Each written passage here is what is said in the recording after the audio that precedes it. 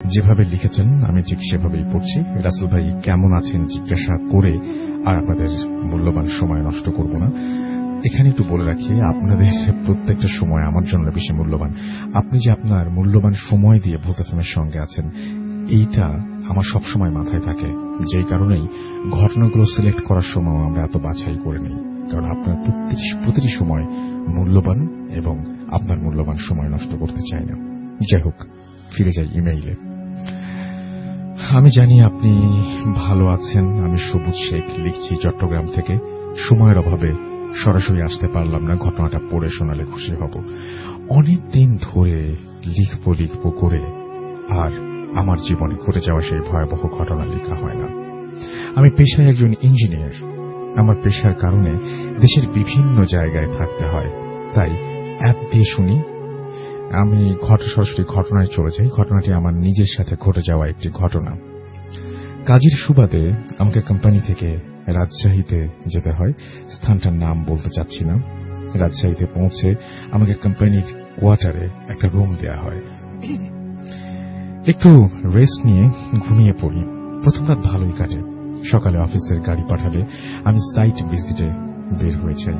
সারাদিন কাজ শেষে বাসায় এসে তখন আমি ক্লান্ত, খেয়ে দিয়ে ঘুমিয়ে পড়ি। সেদিন রাতে আমার স্বপ্নে কেউ একজন বলছে 2টা ডাব দিতে হবে। আমি এইটাকে সাধারণ স্বপ্ন ভেবে উড়িয়ে দিই। সকালে আমি আমার কাজে বের হয়ে যাই। এইভাবে প্রায় 4 দিন একই স্বপ্ন দেখলাম।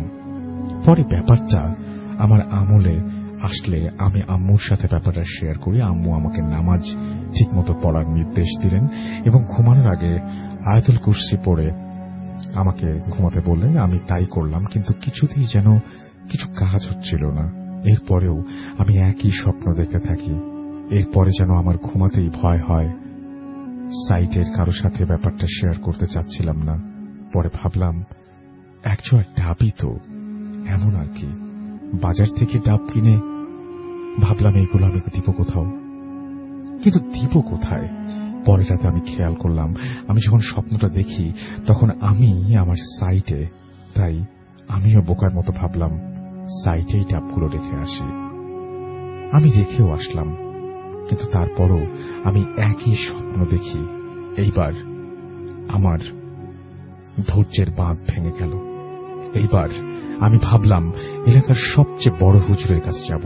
এলাকায় খোঁজ নিয়ে আমি হুজুরের সাথে দেখা করি, কিন্তু অবাক করার মতো ব্যাপার তখন আমার সাথে ঘটল। আমি আসরের নামাজ শেষ করে হুজুরের সাথে দেখা করার জন্য বসে আছি। হুজুর আমার দিকে মুচকি হেসে বললেন, আপনি একটু বসবেন। আমি সত্যি বলতে ভয় ও আনন্দ দুটোই পেয়েছিলাম। আনন্দ হচ্ছিল এই ভেবে যে আমার স্বপ্নের অবসান হতে যাচ্ছে। হুজুরকে সব খুলে বললে হুজুর আমাকে জানায় ওই ডাব মানে হলো মানুষের মাথা। আমি কথাটা শোনার পরে মনে হলো পায়ের নিচের মাটি নেই, আমি যেন শূন্যে ভাসছি। কি করব বুঝতে পারছিলাম না। হুজুরকে আমি বললাম, আমি মানুষের মাথা কোথায় পাবো, আর আমাকে এগুলো দেখানোর কারণ কি, আমার অপরাধ কি? হুজুর আমাকে বলল যে আপনি যেহেতু টোটাল কাজটার প্রধান, তাই ওইখানে কিছু জিন আপনাকে স্বপ্নটা দেখাচ্ছে। জিনগুলো ওইখানে প্রায় 1500 বছর ধরে আছে। ওরা জায়গাটা ত্যাগ করার বিনিময়ে 2টা প্রাণ যাচ্ছে।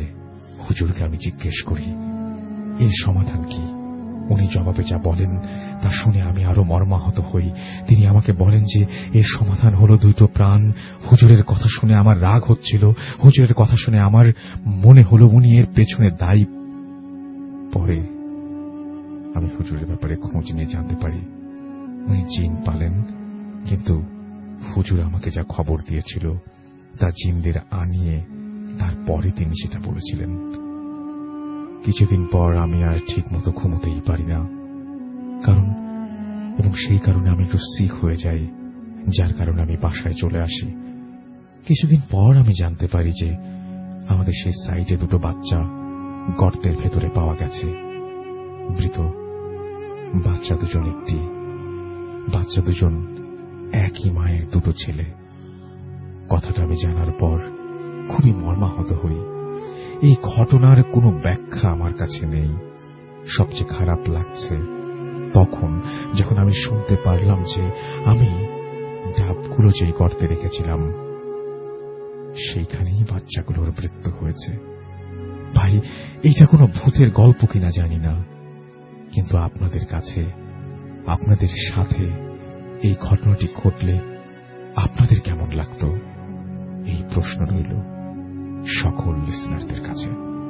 আমার কাছে আরো দুটো ঘটনা আছে, সময় সুযোগ পেলে লিখে পাঠাবো, ভালো লাগলে পড়ে শোনাবেন।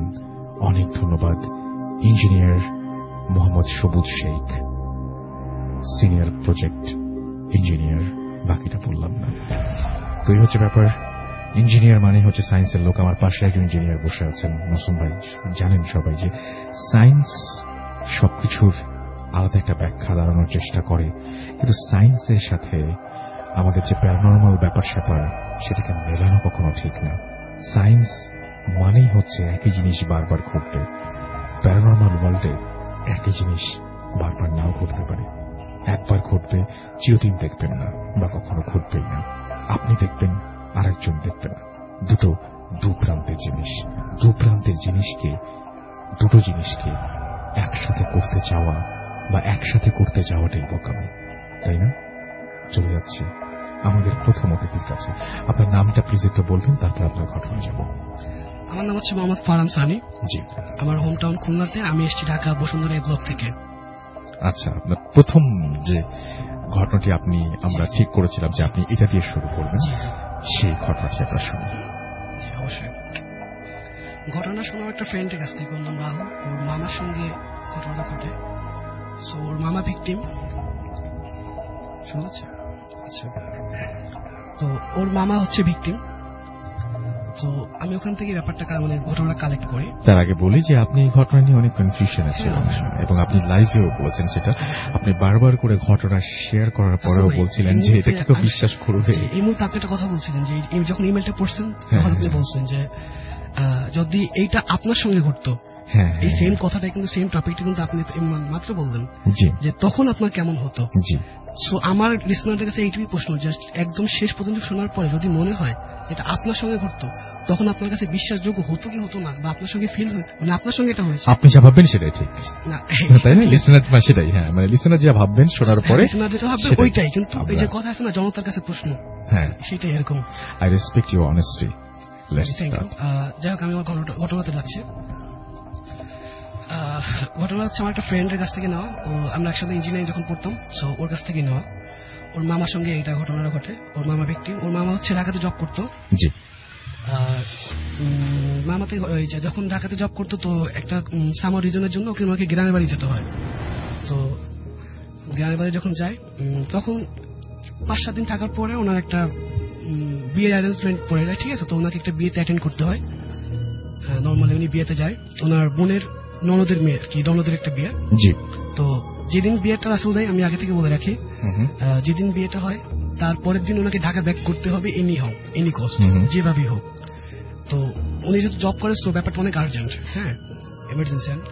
সো উনি যখন যায়, বিয়ের সমস্ত কাজ বাজ শেষ করে ওনার 12টা মেবি এরকম বাজে। আর ঘটনা হচ্ছে বরিশাল জেলার জালকাঠি জেলার কোন একটা প্রত্যন্ত একটা থানাতে। আসলে আমি ব্যাপারটা হাইড করতেছি, লোকেশনটা এক্সাক্ট বলতেছি না, ওর প্রাইভেসির জন্য। তো যখন বিয়ে বাড়ি থেকে সমস্ত কাজবাজ শেষ করে রাত 12টার দিকে ওনার একটা বাইক ছিল। ওনার বোন কোনোভাবে ছাড়তে যাচ্ছিল না, মানে ওনার গেস্টটা কোনোভাবে ছাড়তে যাচ্ছিল না, বিকজ ওনার আর্জেন্ট কাজ যেতেই হবে। আর আসলে এটা বলে রাখি আমি, ওনার বাড়ি থেকে ওনার বোনের শ্বশুর বাড়ি হচ্ছে মাঝপথে প্রায় 30 থেকে 35 কিলো ওয়ে, মানে ডিস্টেন্স এমন 35 ওয়ে। তো 35 কিলোমিটার ওয়ে যখন, তো মোটামুটি লং আসলে ভাই। আর ওনার একমাত্র যানবাহন একটা বাইক। সো রীতিমতো উনি রওনা হলো রাত 12টার দিকে। তো যাচ্ছে, কিছু দূর যাওয়ার পরে উনি নোটিস করলো যে ওই রাস্তা ওনার অনেক আগে থেকে পরিচিত, বাট উনি জানে যে ওখানে হরিবল অনেক কিছুই হয়, ওই রাস্তাটা সম্পর্কে অনেকেই যারা স্থানীয় তারা জানে মোটামুটি। তো উনি যখন যায় রাত 12টা 12:30 এরকম ক্রস করে, মানে মাঝপথে একটু স্মোক, উনি তো চেন স্মোকার, সো কিছু একটা মানে চার দোকানে হয়তো কিছুক্ষণ সময় স্পেন্ড করে। সো উনি যখন বাইক স্টার্ট করে আবার যখন যাচ্ছিল, তো মাঝপথে একটা কবরস্থানের সঙ্গে উনি আচ্ছা আচ্ছা। জি, আরো কাছে এসে কথা বলতে বলছে। জি বলেন। সো মাঝপথে উনি কবরস্থানের সামনে একটা মহিলাকে আবিষ্কার করলো। মানে মহিলাটার আপনার চোখ থেকে হাত পা পর্যন্ত সম্পূর্ণটাই বোরকা পরে ঢাকা এবং চোখটা পর্যন্ত রাসেল ভাই দেখা যাচ্ছে না, একদমই না, ঠিক আছে। তো ওনার হাতে ছিল একটা পোটলা, উনি এটা হেডলাইটের আলোতে দেখতে পেয়েছে, মানে মিনিমাম 20 হাত এরকম পিছন থেকে এরকম নোটিস করলো ব্যাপারটা। তো যখন উনি ওনার হাতে একটা পোটলা মতো কিছু দেখতে পেয়েছে, পোটলাটা সাদা কালো একটা কাপড়ে পেঁচানো ছিল। সো উনি যখন ওনাকে ক্রস করলো মহিলাটাকে, তার আগে মহিলাটা হাত ইশারা দিয়ে মানে ওনাকে থামতে বললো। উনি মহিলাটার মানে কিছুটা সামনে গিয়ে দাঁড়ালো, মহিলাটা ওনাকে তারপর উনি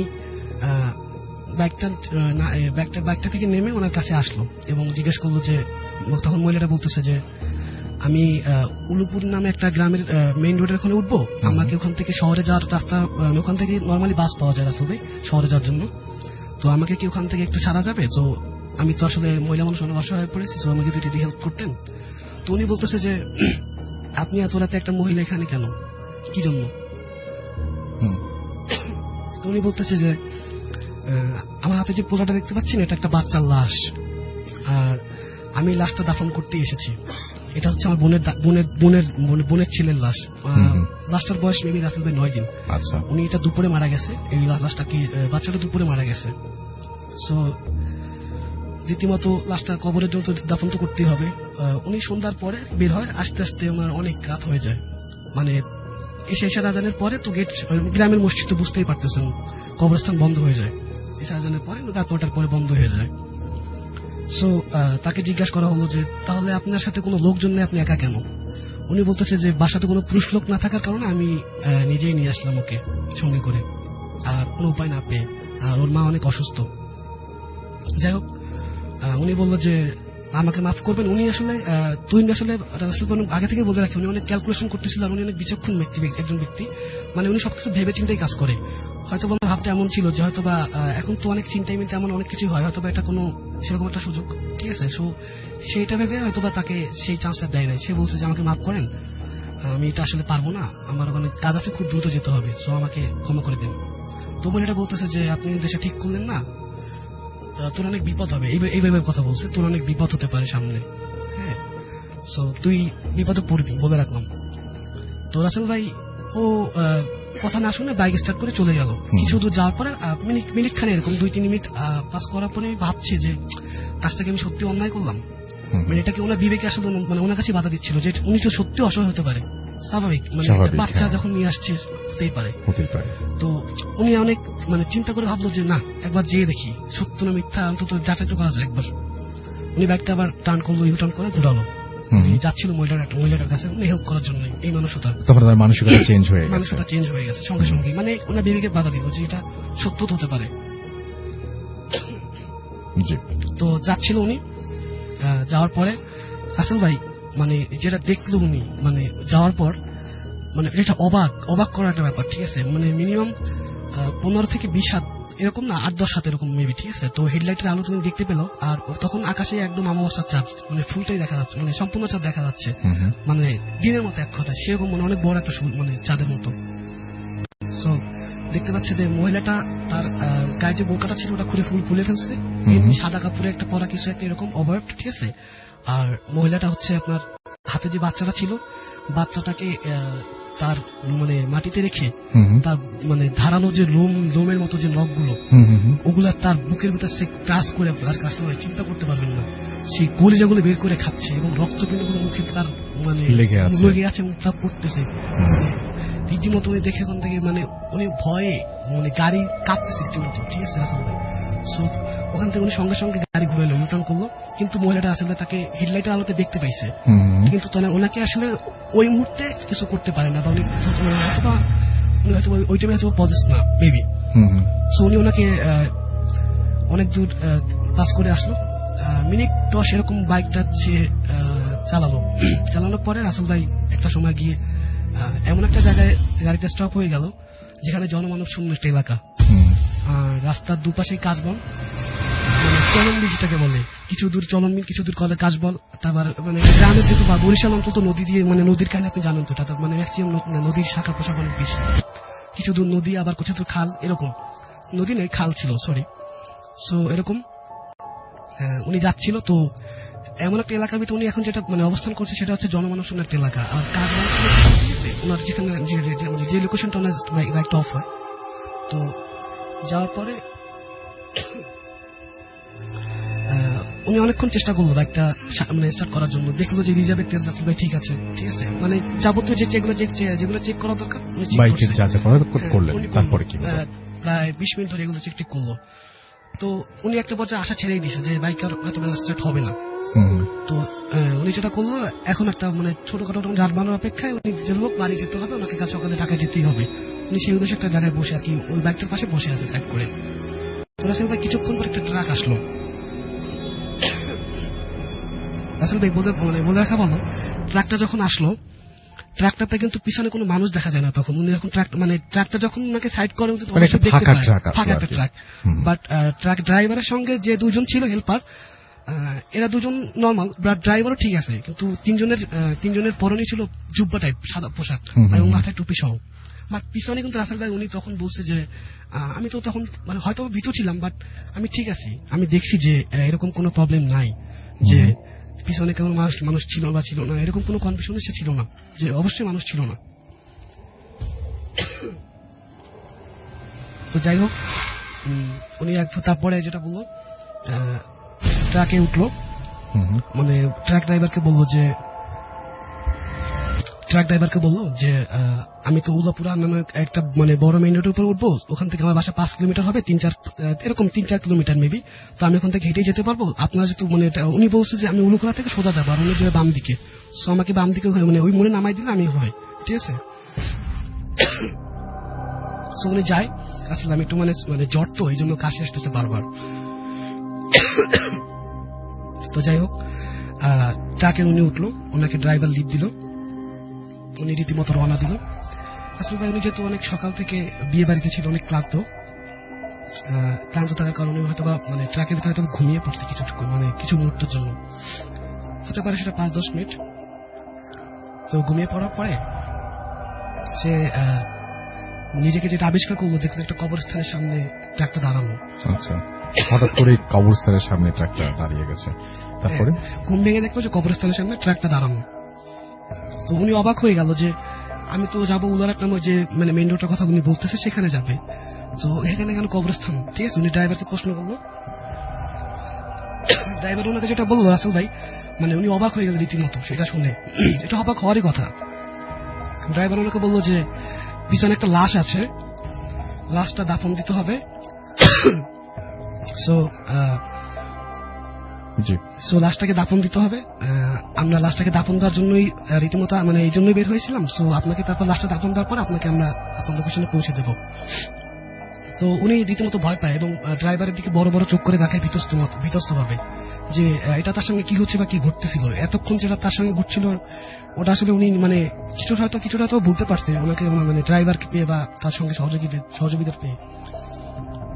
সো একটা পর্যায়ে যখন উনি ওনাকে ড্রাইভার যখন কনভিন্স করলো যে চলেন, মৃত্যু তো একদিন সবারই হবে, দাফন তো আপনাকেও একদিন দাফন করা হবে, সো ভয় পাওয়ার কিছু নেই, চলেন লাশটাকে দাফন করে আসি। জি। তো রীতিমতো কবরস্থানে উনি যেতে ভয় পাচ্ছিল। জি, কবরস্থানে ঢুকলো। রাসেল ভাই চিন্তা করা মানে আমি এখানে একটু মিসটেক করছি। যখন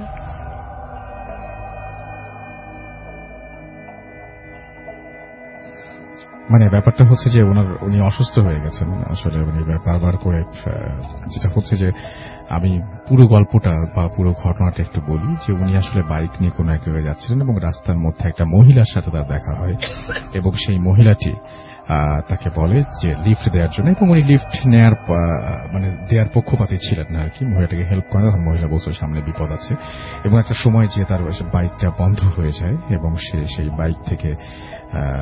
সেই বাইকটা নিয়ে ট্রাকের সাহায্য নেয়, এবং সেই ট্রাক একটা ফাঁকা ট্রাক ছিল, কিন্তু সেই ট্রাকে ওঠার পরে কিছুক্ষণের মধ্যে সে ঘুমিয়ে পড়ে এবং ঘুম থেকে যখন ওঠে তখন দেখে যে ট্রাকটা কোনো একটা জায়গায় দাঁড়িয়ে আছে একটা কবরস্থানের কাছে, এবং সেইখানে থেকে উনি এই পর্যন্ত ঘটনাটা বলেছেন। তারপরে বলেন যে যখন ট্রাক থেকে উনি নামলো, আমার পর দেখতে পেলো যে পিছন থেকে আরো 10 জন মানুষ সেম ড্রেস পরা, যে ড্রাইভার যেভাবে মানে যে পোশাকে ছিল ঠিক সেম ড্রেস পরা, হেল্পার সহ তারা সবাই এইভাবে।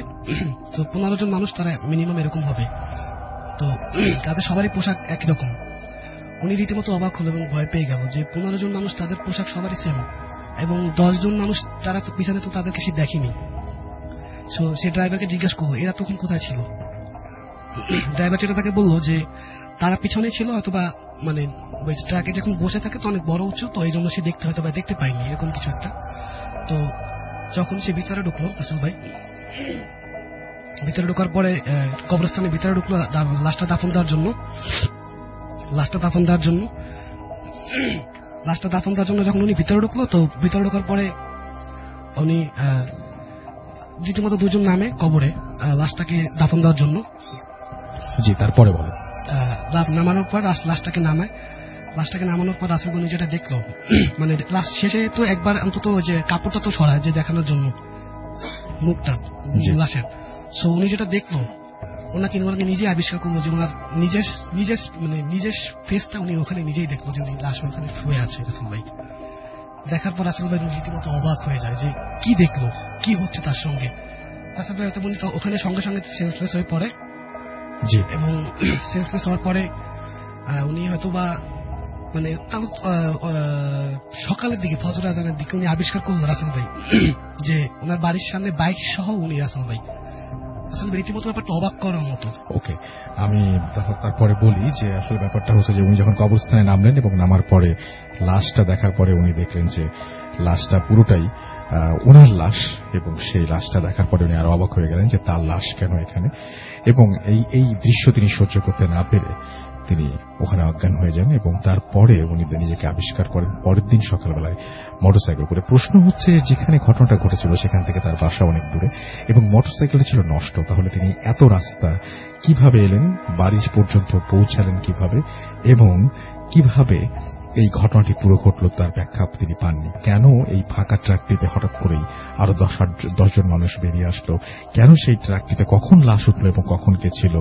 মাঝপথেই কেউ উঠিয়েছে কিনা, এবং তারপরে যদি মাঝপথে উঠিয়ে থাকে লাশটা যখন নামানো হলো তখন সেই লাশটি কেন আপনার নিজের লাশ উনি দেখলেন, সেই ব্যাপারটা এখনো প্রশ্নাতীত এবং সেই ব্যাপারটা ব্যাখ্যাতীত, এবং সেই ব্যাপারটা নিয়েই সবচেয়ে বড় প্রশ্ন হয়ে দাঁড়িয়েছে এখানে।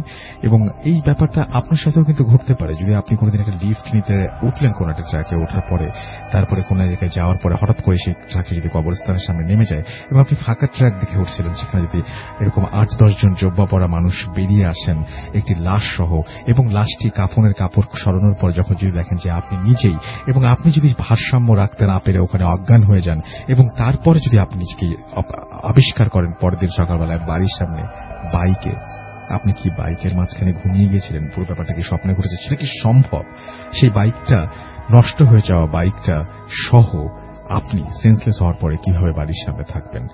কোন ব্যাখ্যা থাকলে জানাবেন আমাকে। ঘটনাটি চমৎকার ছিল, মাঝখানে উনি অসুস্থ হয়ে যাওয়ার কারণে আমরা কতটুকু বোঝাতে পেরেছি জানি না, তবে আশা করছি ঘটনাটি আপনাদের ভালো লেগেছে। ছোট্ট একটা বিরতির পরে ফিরে আসবো, সেই পর্যন্ত আমাদের সঙ্গেই থাকবেন। স্টে টিউনড রেডিও ফুর্তি, 88 FM and ডু ফুর্তি। Bhoot FM, the night comes alive with Graminphone.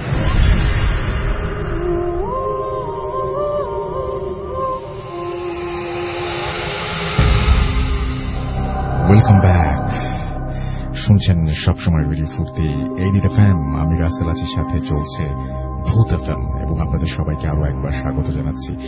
আমাদের যারা এখানে কমেন্ট করছেন তাদের মধ্যে আছেন ইয়ামিন হাসান, লিখেছেন মজা হচ্ছে আরো হবে। আমাদের সঙ্গে আছেন সাদিয়া নওরিন, লিখেছেন লাভ ভূত এফএম। আমাদের সাথে লিখেছেন দেখতে পাচ্ছি আরো অনেকেই। রাজশাহী থেকে 2 জন ফ্রেন্ড একসঙ্গে শুনছেন, রাকিব হাসান জানিয়েছেন আমাদেরকে এটা। নরসিংদী থেকে শুনছেন আমাদের সঙ্গে এমডি আকরাম। আমাদের সঙ্গে আছেন এমডি সাব্বির আহমেদ, এবং তিনি কুষ্টিয়া থেকে শুনছেন। বন্ধু বান্ধব সবাইকে নিয়েই শুনছেন। মাহফুজা আক্তার সুমি আছেন আমাদের সঙ্গে, এবং আমাদের সঙ্গে তিনি বলছেন যে এভরি উইকে এপিসোড করা সত্যি অনেক টাফ হয়ে যায় আপনাদের জন্য। মাঝে মাঝে ভাবি এত ঘটনা কোথায় পাবে। তাহলে বোঝেন যে মানুষজন যারা আমাদের সঙ্গে আছেন তারা কতটা আমাদের প্রতি দয়া দেখান যে তারা রেগুলার ঘটনা পাঠিয়ে দেন। আমাদের সঙ্গে আছেন দেখতে পাচ্ছি জিয়াম, এবং তিনি অ্যাপ দিয়ে শুনছেন। আমাদের সঙ্গে আছেন রাকিব উদ্দিন, আমাদের সঙ্গে আছেন শোয়েব শাওয়ার, আমাদের সঙ্গে আছেন জিকু ভুঁইয়া, আমাদের সঙ্গে আছেন নিউটন মৃধা, শাহজালাল রহমান জুন্নুন, সর্দার ফিরোজা, এছাড়াও আছেন দেখতে পাচ্ছি আমাদের সঙ্গে এমডি জাকিরুল কাইয়ুম, আছেন ইমন খান হৃদয়, হারুন মাহমুদ আমাদের সঙ্গে আছেন দেখতে পাচ্ছি, এছাড়াও মোহন্ত সৈকত, আর কে রাতুল, AH ইমরান সহ আরো অনেকে। আমরা ইন্ডিয়া থেকে মাঝে মাঝে বেশ কিছু ঘটনা পাই, এবং আজকেও সেরকম একটা ঘটনা আমরা শুনবো কিছুক্ষণ পরে, এখন না আরো কিছুক্ষণ পরে, এবং সেটি কলকাতা থেকে পাঠানো একটি ঘটনা। যিনি পাঠিয়েছেন তার ভিডিও আপনারা দেখতে পারবেন, আমরা অলরেডি আপলোড করে দিয়েছি সেটা। আমাদের প্রচুর ঘটনা আসে আমাদের মেঘালয় থেকে এবং আসাম থেকে, অনেকদিন ধরে পাচ্ছি না। সো মেঘালয় এবং আসাম থেকে এই মুহূর্তে যদি কেউ অ্যাপ দিয়ে শুনে থাকেন তাহলে অবশ্যই অবশ্যই আমাদের জানাবেন, এবং আশা করছি যে আপনাদের ঘটনাগুলো, চমৎকার কিছু ঘটনা আপনাদের কাছ থেকে আমরা পেয়ে যাব। কলকাতা থেকে প্রচুর পাচ্ছি, মুর্শিদাবাদ থেকে সবসময় পাই, মুর্শিদাবাদ থেকে সবসময় প্রচুর পরিমাণে ঘটনা পাই। থ্যাংক ইউ মুর্শিদাবাদের সমস্ত লিসনারদেরকে। এবং কেউ যদি আমাদের সাথে এই মুহূর্তে অ্যাপ দিয়ে শুনে থাকেন এবং যদি চান যে আমরা আপনাকে ফোন করি এবং আপনার ছোটখাটো একটা ঘটনা আপনি আমার সাথে শেয়ার করে ফেলতে চান, তাহলে ডেফিনেটলি আপনি আমাদেরকে জানান সেটা, এবং আপনি চাইলে ইনবক্স করতে পারেন আপনার ফোন নাম্বারটি, কমেন্টের জায়গায় না যে সরাসরি আমাদের ভূতাত্মা যে পেজটি রয়েছে সেখানে যে ইনবক্স করে ফেলতে পারেন। তো আমি যেটা করব এখন সেটা হচ্ছে আমাদের নেক্সট ঘটনায় যাব। আমাদের সঙ্গে আরো একজন অতিথি আছেন, আপনার নামটা প্লিজ একটু বলবেন, তারপর আপনার ঘটনায় যাব। আসসালামু আলাইকুম রাসূল ভাই।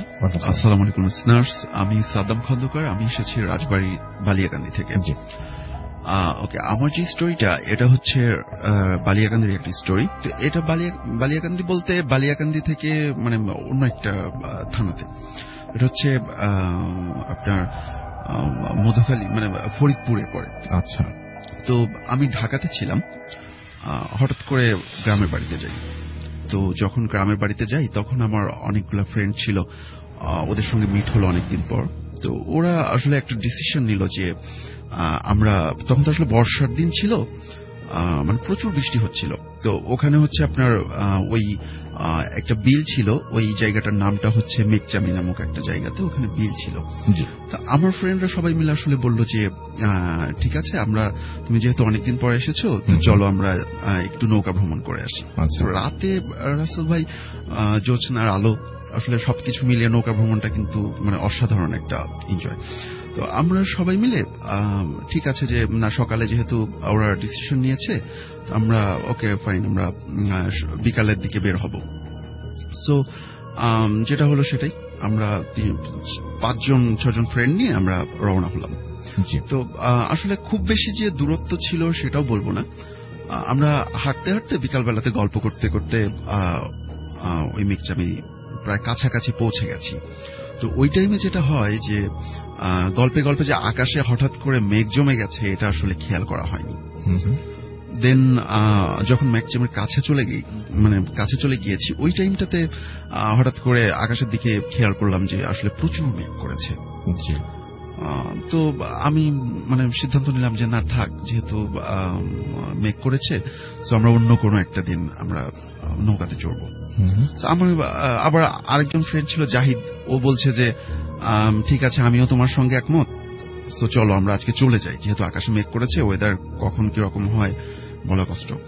সো আবার যে 2-3জন ছিল, ওখানে শুভ নামে একটা ছেলে ছিল, ছোট ভাই, এবং মিরাজ ছিল, নীরব ছিল। তো ওরা আবার বলছে যে না, যেহেতু আমরা এসেছি একটু হলে ঘুরে যাই। আসলে রাসূল ভাই ওখানে ওই বিলে সচরাচর যে আমরা মানে গেলেই যে নৌকা পাওয়া যাবে এমনটা ছিল না। যার যার কর্মের কারণে অনেকে হয়তো নৌকা নিয়ে কেউ মাছ ধরতে যেত, যার যার কাজে শেষে বেরিয়ে যেত।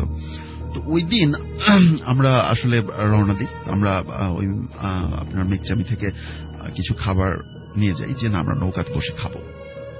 তো আমরা মেঘচামি থেকে খাবার নিয়ে হাঁটতে থাকি। তো প্রায় 15 মিনিট মতো আমরা ওখানে হাঁটি। হাঁটতে হাঁটতে আমরা ওই জায়গাটাতে আমরা চলে যাই এবং গিয়ে দেখি যে ওখানে আসলে অনেকগুলা নৌকা, অনেকগুলি নৌকা ওখানে আছে, যে আসলে মেঘ দেখে হয়তো বা সবাই ওখানে রেখে গিয়েছিল বা যার যার বাড়িতে শেষে চলে গিয়েছে। আমরা নৌকা দেখার পর আমরা ডিসাইড করলাম যে না, আমরা এখান থেকে একটা নৌকা নিয়ে, আবার আমার নীরব বলছিল যে না, আমরা দুটো নৌকা নিই।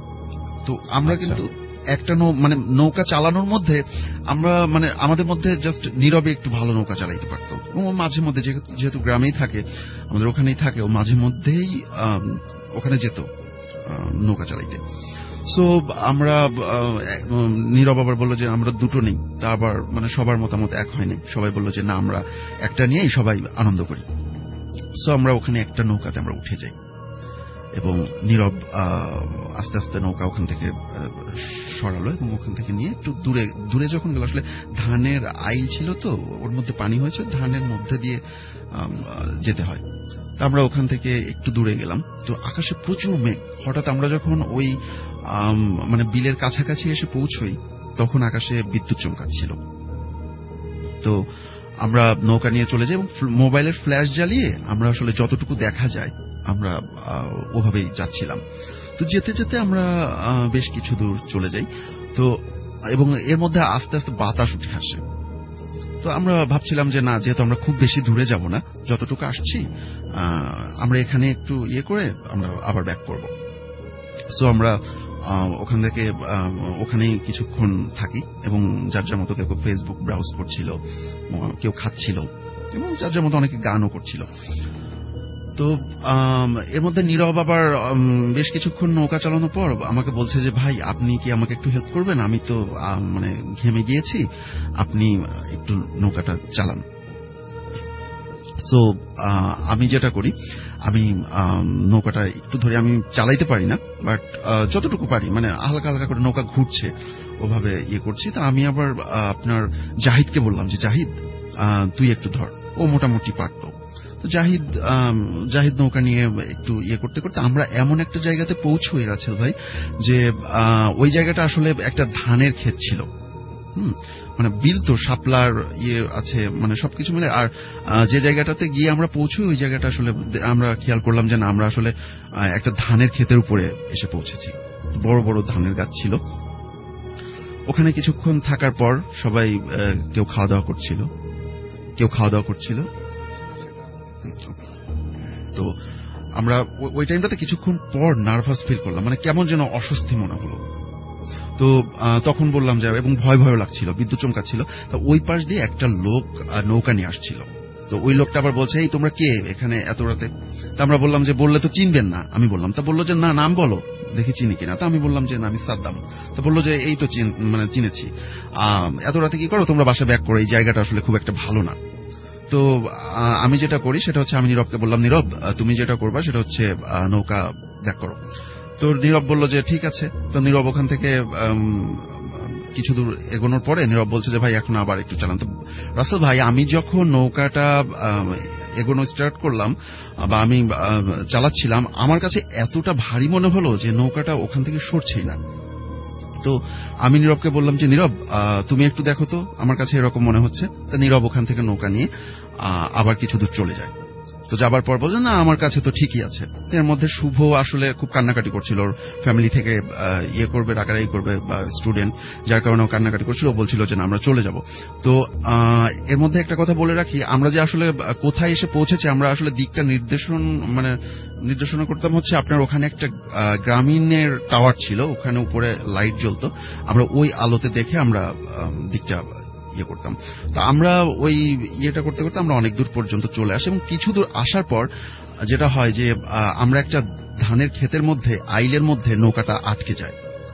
তো ওখান থেকে নীরব একবার ছুটায় নিয়ে আসে। ছুটায় নিয়ে আসবার পর আবার মানে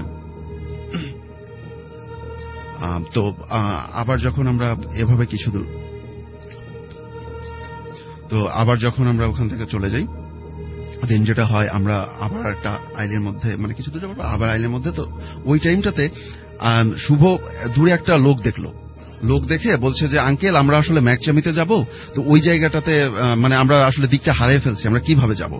তো তখন হচ্ছে ওই আঙ্কেল বলছে যে আসো তোমরা তো ভুল জায়গায় চলে এসছো, আচ্ছা তোমরা ওয়েট করো।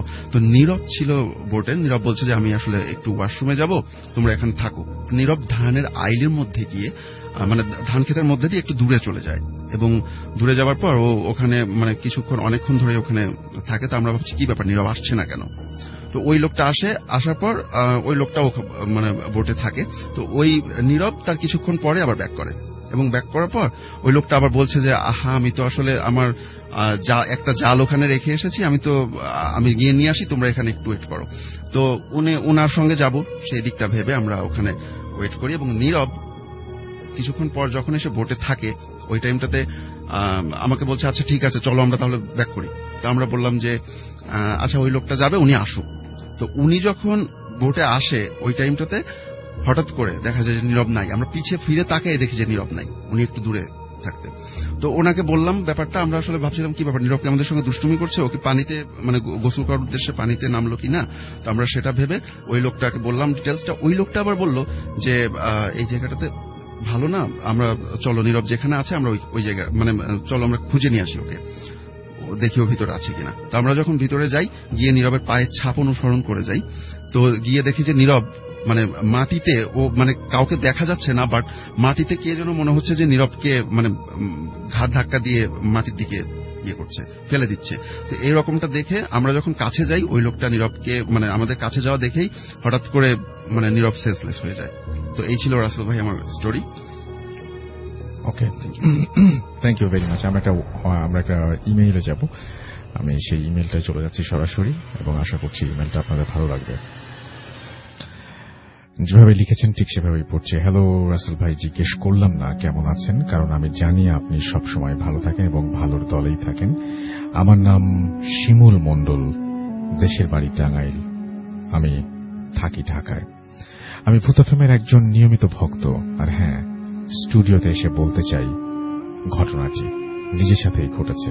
সো এই ঘটনাটি আমরা স্টুডিওতে যেহেতু বলতে চান, সুতরাং এই ঘটনাটি আমরা না হয় না পড়ে শোনাই, আমরা অন্য একটা ঘটনায় চলে যাই, এবং আশা করছি যে এই ঘটনাটি আপনাদের ভালো লাগবে। সেই ঘটনাটি আমি পড়ে শোনাচ্ছি, ঠিক যেভাবে লিখেছেন সেভাবেই পড়ছি। স্টুডিওতে যদি আসতে চান ওই ঘটনাটি আমরা পড়লাম না।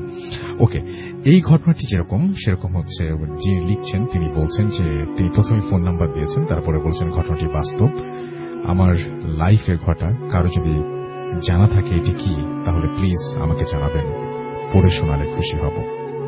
আসসালামু আলাইকুম রাসেল ভাই, আমি সাজ্জাদ আহমেদ খুলনার ইস্টার্ন গেট গাবতলা গ্রাম থেকে বলছি। আমি কিছু কারণে স্টুডিওতে আসতে পারবো না, জানি আপনি ভালোর দলে, তাই আর কিছুই জিজ্ঞেস করলাম না। আমার লাইফের ঘটনাটি একেবারেই নিজের সামনে ঘটেছিল। ঘটনার শুরুতেই বলি, আমি তুলা রাশির মানুষ, তাই এসব ঘটতে পারে তা আমার এক নানি আমার জন্মের পর আমার মাকে বলেছিলেন, আর আমার ওপর নজর রাখতে বলেছিলেন। 2013 সালে এইচএসসি প্রস্তুতি নিচ্ছিলাম আমি। একটু পর 1টার দিকে ঘুমোতে যাই। ঘুম আসতে দেরি হয় বিধায় আমার ঘুম আসে অনেক দেরিতে, তখন রাত প্রায় 4টা বা তার একটু বেশি। ফজরের আধ ঘন্টা আগে আমার ঘুম ভাঙে।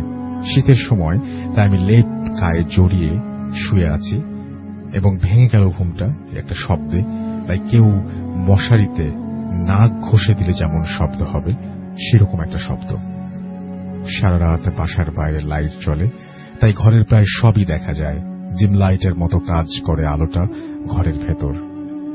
আমি দেখি কেউ আমার মুখের ওপর মশারি ঘেঁষে দাঁড়িয়ে আছে। আমি চোখ মেরে তাকাতেই সেই মুখ ঘুরিয়ে চলে যাচ্ছে। আমি মনে করলাম আম্মু এসেছেন আমাকে দেখতে। আমি তাকে ডাকি, আম্মু, আম্মু কি হয়েছে? তখন আমি দেখি দরজাটি অর্ধেক খোলা, বাট আমি দরজা লাগিয়েছি সেটা আমার মনে ছিল। আলোতে সবই দেখছি, তারপরও খেয়াল করে জিনিসটা খাটো হচ্ছে। তার যাওয়াটা ছিল হামাগুড়ি দিয়ে যাওয়ার মতন। যতদূর যায় ততই ছোট হয়ে যাচ্ছিল জিনিসটা। তার গায়ে ছিল কালো চাদর, মুখটা কিছুই দেখা যাচ্ছিল না মুখটা দেখা, মুখ ঢাকা। আমি আম্মু আম্মু করে ডাকছি। পাশের ঘর থেকে আম্মু বলল, কি হয়েছে, ডাকছিস কেন? আমি বললাম, আপনি কি এইমাত্রই দরজা খুলে বের হয়ে গিয়েছেন? আমার ঘর থেকে আম্মুর ঘরে যেতে রুমের মাঝখানে একটা দরজা ছিল, তাই আম্মু আমাকে দেখে বাথরুমে যেতেন। আম্মু অবাক হলেন, বলেন না তো। আমি বলছি, তাহলে আমি কি দেখলাম, দরজা খোলা কেন? আম্মু বললেন, দরজা লাগানোই আছে। আমার পাশে আমার ভাই জেগে গেল। আম্মু আর আমার ছোট বোন একসাথে ঘুমান, সবাই জেগে গেল। হঠাৎ আম্মু বললেন, এটা কি ঘরের ভেতরে, চোর নাকি? আমি আর আমার ভাই চোর চোর বলে লাফিয়ে উঠি, লাঠি নিয়ে উঠি। তারপর কিছুই নেই, ঘর ফাঁকা। এরপর আম্মুকে বলি, আম্মু কি দেখছেন? আম্মু বলল, খুব কালো চাদর গায়ে এবং পেটে আকৃতির কিছু একটা ঘরের ভেতরে পাশোপাশ হাঁটছিল। আমি কথা বলতেই জিনিসটার হাঁটার গতির বেগ বেড়ে যায়। চোখের পলকেই দেখি ওটা আর নেই, ভ্যানিশ হয়ে গেছে। 5 মিনিট পর ফজরের আজান দিল। সকালে আব্বু শুনে বললেন, সাজ্জাদকে নামাজ পড়তে বলো। আব্বু পুলিশ কর্মকর্তা, তখন তার পোস্টিং ছিল খাগড়াছড়ি। খুবই রাগ করেন তিনি এসব নিয়ে। এবার নানু বিষয়টা জানলেন। তিনি আমাকে প্রচন্ড ভালোবাসেন, কারণ আমি তার প্রথম নাতি। তিনি তার বন্ধু এক ইমামের নিকট গেলেন। তিনি কোরআন থেকে কিছু সূরা পাঠ করে ঝাড়লেন, পানি পড়া দিলেন। আমার সব মামা এবং নানুর ভাই সবাইকে সেই কাহিনী শোনালাম। সারাদিন সবাই হাসি তামাশা করল। আমি বাসায় আসলাম। আমার ছোট মামা আমার সাথে ঘুমোতে আসেন নানুর নির্দেশে। 5 ওয়াক্ত নামাজ আদায় করেছি সেদিন। রাতের খাবার খেলাম, বেশি পড়িনি। 12টার দিকে ঘুমোতে গেলাম। মামা, ছোট ভাই 3 জন, পাশের রুমে আম্মু, ছোট বোন। আমি খাটের কোনায় জাস্ট নাকটা বের করে নিঃশ্বাস নিতে পারি, এরকম একটা অবস্থা। এরপর ঘুম আসলো কিছুক্ষণ। আমি স্বপ্নে দেখি সেই অবয়বটি। মুহূর্তে আমার নাক, মুখ যা ফাঁকা রেখেছিলাম তা চেপে ধরল এবং আমার শ্বাস প্রশ্বাস বন্ধ হয়ে আসলো। সেই বেটে লোকটি বিক্ষুটে হাসি দিল এবং বিক্ষুটে হাসি হেসে তার মুখে চাদর, যদিও হাসলো, বাট তার মুখ ছিল চাদরে ঢাকা, কালো, খুব কালো। সে বলল, আমি স্বপ্ন না, তোর মুখ চেপে ধরেছি, কে বাঁচাবে তোকে? পাশ থেকে আমার ভাই আমার গায়ে হাত দিয়ে আমাকে ঝাঁকি দিয়ে ডাকছে, ভাইয়া ভাইয়া। আমি কিছুই বলতে পারছি না, নিঃশ্বাস নিতে পারছি না, কিছুই বলতে পারছি না। শুধু পোশাক, শুধু পাশ থেকে মামা আর সাব্বির ভাইয়ের ডাক আবছা শুনতে পাচ্ছি। প্রাণপণ চেষ্টার পর আস্তে আস্তে আল্লাহ বলে লেপ থেকে বের হয়ে আসি। আমার নিঃশ্বাস ঘন হচ্ছে, রীতিমতো হাঁপাচ্ছি। আম্মু বোন দৌড়ে এলেন, কি হয়েছে সাজ্জাদ? আমার ভাই বলল, কেউ বলছে আমি স্বপ্ন না, দেখ তোর মুখ চেপে ধরেছি, কে বাঁচাবে তোকে? এটা শুনে আমি জেগে যাই। দেখি ভাইয়া গোঙাচ্ছে, ডাকছি, তাও ভাইয়া উঠছে না। আমি ওর কথা শুনে থ হয়ে যাই। বললাম, তুইও এটা শুনেছিস? সাব্বির বলল, আমি সেই কথা বলেছি যা অবয়বটি আমাকে বলল। সব শুনে আমি অবাক হয়ে গেলাম। আম্মু বললেন, ভূত এফএম শুনে শুনে তোমাদের এই অবস্থা, আর শুনবে না। আমি আর আমার ভাই 2012 থেকে ভূত এফএম একসাথে শুনি। আম্মু এটি নিয়ে প্রায়ই রাগ করত।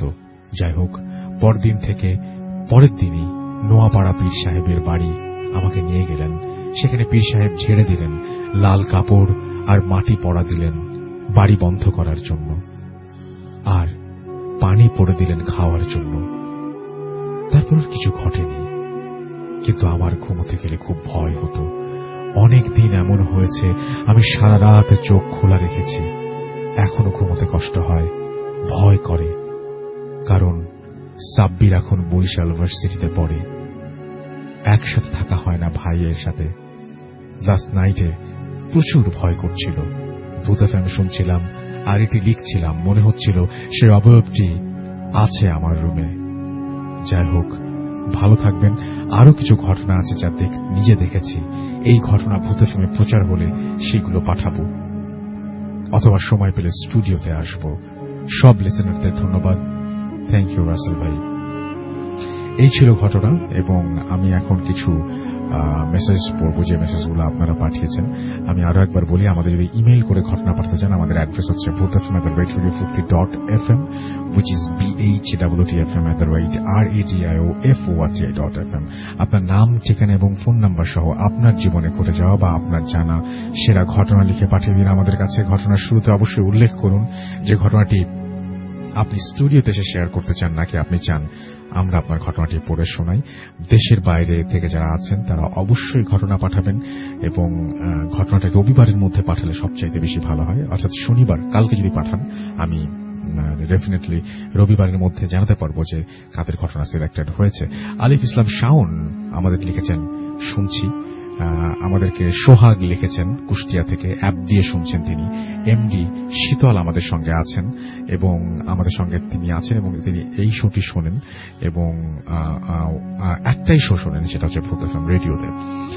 আমাদের সঙ্গে আরবি আখতার আছেন, বগুড়া থেকে শুনছেন তিনি, লিখছেন দারুণ। তানভীর আমাদের সঙ্গে আছেন এবং আমাদের কাছে আছেন স্বপ্নভরা রাজকুমার রাজু, সুরাইয়া আমাদের সঙ্গে আছেন, সুরাইয়া আক্তার মিম, এমডি নাদিম মাহমুদ সুজন আমাদের সঙ্গে আছেন, আমাদের সঙ্গে আছেন এমডি তারেক ইসলাম, এছাড়াও রিশাদ আছেন। আমি ফুর্তির পেজ থেকে পড়ছি, কিন্তু রেডিও ফুর্তি যে পেজ ছিল হচ্ছে www.facebook.com/radio.furti, আবারও যাব www.facebook.com/bhutfm.russell, সেই পেজটিতেও একটু পরে। আর যে নাসিম আমাদের সঙ্গে আছেন, আমাদের সঙ্গে আছেন রাজু আহমেদ, এছাড়া আব্দুল্লাহ আল নোমান আমাদের সঙ্গে আছেন দেখতে পাচ্ছি পর্শিয়া রহমান, এইচ.কে বাহাদুর খান আমাদের সঙ্গে আছেন, আব্দুল্লাহ আমান আমাদের সঙ্গে আছেন দেখতে পাচ্ছি শ্রেয়ান, এছাড়াও আছেন আমাদের সঙ্গে, তিনি মিরপুর থেকে শুনছেন। এমডি সাব্বির হোসেন দীপু আমাদের সঙ্গে আছেন, ওমান থেকে শুনছেন, ভালো লাগছে তাই লিখেছেন। আমাদের সঙ্গে আছেন দেখতে পাচ্ছি এছাড়াও সায়রা চৌধুরী এবং তিনি শুনছেন নরসিংদী থেকে। ফারজানা আক্তার রূপা আমাদের সঙ্গে আছেন এমডি তৌফিক ইসলাম শাওন সহ আরো অনেকে। আপনি যদি আসতে চান চলে আসুন আমাদের এই পেজ দুটোতে, এবং আপনি আমাদের যে পোস্ট আছে সেই পোস্টে লাইক দিতে পারেন, কমেন্ট করতে পারেন, শেয়ার দিতে পারেন। এবং আমি একটা ঘটনা বলতে চাই, সেটি হচ্ছে যে আমাদের সাথে প্রতিদিন এরকম অদ্ভুত ঘটনা ঘটে। আপনি আজকে রাতের বেলায় শুয়ে আছেন এবং আপনি যদি আবিষ্কার করেন যে আপনার মশারির পাশে কোনো একটি অবয়ব বা কোনো একটি মানুষ, যে মানুষটি বেঁটে এবং মুখ কালো কাপড়ে ঢাকা এবং যে ধীরে ধীরে ছোট হতে হতে, আসলে ছোট হয়তো হয়নি, তিনি বলছিলেন যে মানে দাঁড়িয়েছিলেন হয়তো, তারপরে দেখলেন যে ঘর থেকে বেরোনোর সময় হামাগুড়ি দিয়ে বের হচ্ছে। একটি মানুষ, অপরিচিত একটি মানুষ আপনার রুমে এলোই বা কিভাবে? হামাগুড়ি দিয়ে একটি বন্ধ দরজা থেকে কিভাবে বাইরে যাবে? দরজা বন্ধ করার পরে নিরাপদ না। আসলে আমার কাছে মনে হয় কি, মাঝে মাঝে জানেন যে প্যারালাল অনেকগুলো ওয়ার্ল্ড আছে, মাঝে মাঝে আমরা সেই ওয়ার্ল্ডের মধ্যে ঢুকে পড়ি, একটা ইউনিভার্স থেকে আরেকটা ইউনিভার্সে চলে যায়। আমি জানি না, হয়তো প্যারালাল ওয়ার্ল্ডের একটা ওয়ার্ল্ড থেকে গন্ডি পেয়ে আমরা একটা ওয়ার্ল্ডে ট্রাভেল করি এবং সেই জায়গায় গিয়ে অনেক কিছু এক্সপেরিয়েন্স করে আবারও যখন আমাদের সম্বিত ফেরে, তখন আমরা আসলে আমাদের নিজেদের ওয়ার্ল্ডে ফিরে আসি। কিভাবে যাওয়া যায় সেই ওয়ার্ল্ডে আর কিভাবে ফিরে আসি, কিভাবে সেই ওয়ার্ল্ডটি পাশাপাশি আমাদের সঙ্গে থাকে, উই ডোন্ট নো। হয়তো আপনি জানেন, আই ডোন্ট নো, বাট এই রহস্যময় ঘটনাগুলো আপনাদের কাছেও আছে এবং সেই ঘটনাগুলো শেয়ার করবেন bhutfm@radiofurti.fm এ। আমরা চলে যাব একটা ছোট্ট বিরতিতে। আমাদের দুটো পেজের অ্যাড্রেস আরো একবার জানিয়ে দিই, www.facebook.com/radio.furti and www.facebook.com/bhutfm.russell। এরপরে একটা বিজ্ঞাপন বিরতির পরে আমরা যেটা শুনবো সেটা হচ্ছে আমাদের ইন্ডিয়া থেকে, অর্থাৎ কলকাতা থেকে আমাদের একজন ঘটনা পাঠিয়েছেন, যার ফেসবুকে আমরা অলরেডি ভূত এফএম-এর পেজে ইমেইল যারা করছেন তাদের ছবিও আমি আপলোড করছি, সিলেক্টেড যারা হচ্ছেন তাদের ছবি আপলোড করছি বা ভিডিও আপলোড করছি। আপনি চাইলে সেখান থেকে দেখে নিতে পারেন যে কলকাতা থেকে পাঠিয়েছেন, এবং আমি এটা কন্টিনিউ করতে চাই। আশা করছি আপনাদের সহযোগিতা পাবো। এবং এখন যেটা করব, একটা ছোট্ট বিরতিতে চলে যাব। বিরতির পরে আমরা নন্দিতার সেই ঘটনাটি শুনবো এবং তারপরে আবারও ফিরে আসবো অতিথিদের নিয়ে। সেই পর্যন্ত আমাদের সঙ্গে থাকবেন। স্টে টিউনড, রেডিও ফুর্তি 88 FM and Do Furti. The night comes alive with Graminphone.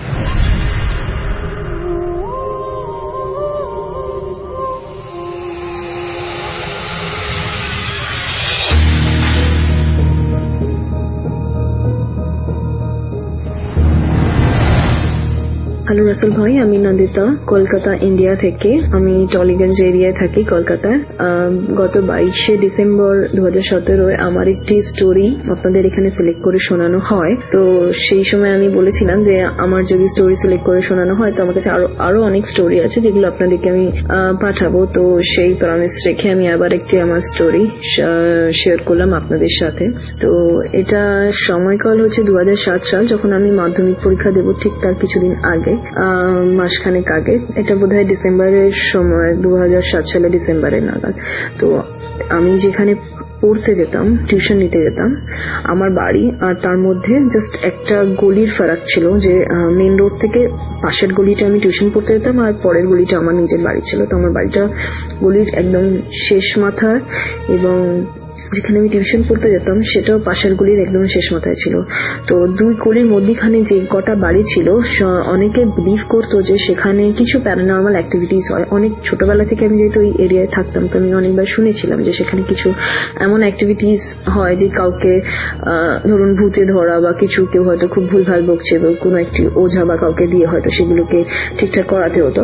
তো এরকম খুবই সামান্য দু একটা আমি ঘটনা শুনেছি। তো সবাই ভয়তে ওই জায়গাটায় খুব একটা কেউ যায় না। যাদের বাড়ি রয়েছে তারা খুবই সেফলি সেখানে থাকবার চেষ্টা করে, এমন না যে ওখানে পপুলেশন নেই, বাট পেছন সাইডটা কেউ যায় না।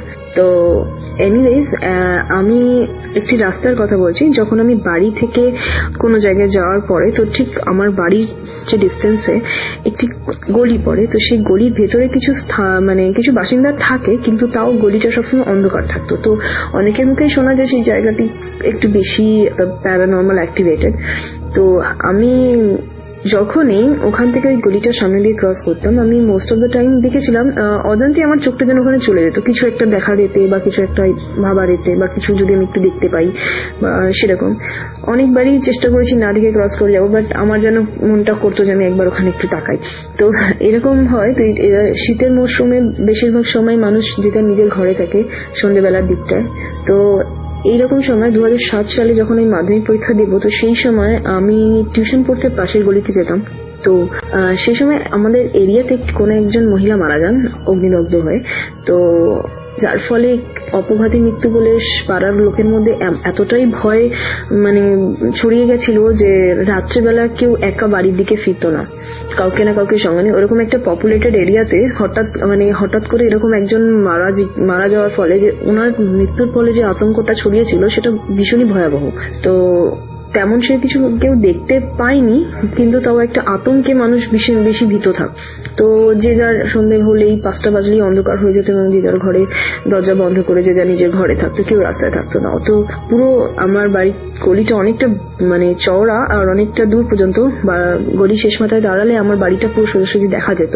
তো আমি একদিন রাত্রে 8টার সময় পরে বাড়ি আসছি। তো বাড়ি আসার সময় আমি যখন আসছি, আমি দেখলাম গলির যে লাস্ট এন্ডটা আমি দাঁড়িয়ে দেখছিলাম, যে আমার বাড়ির দিকে তাকিয়ে দেখি পুরো রাস্তাটা পুরো ফাঁকা। ইভেন একটা কুকুর বিড়াল পর্যন্ত রাস্তায় ছিল না সেই দিনকার।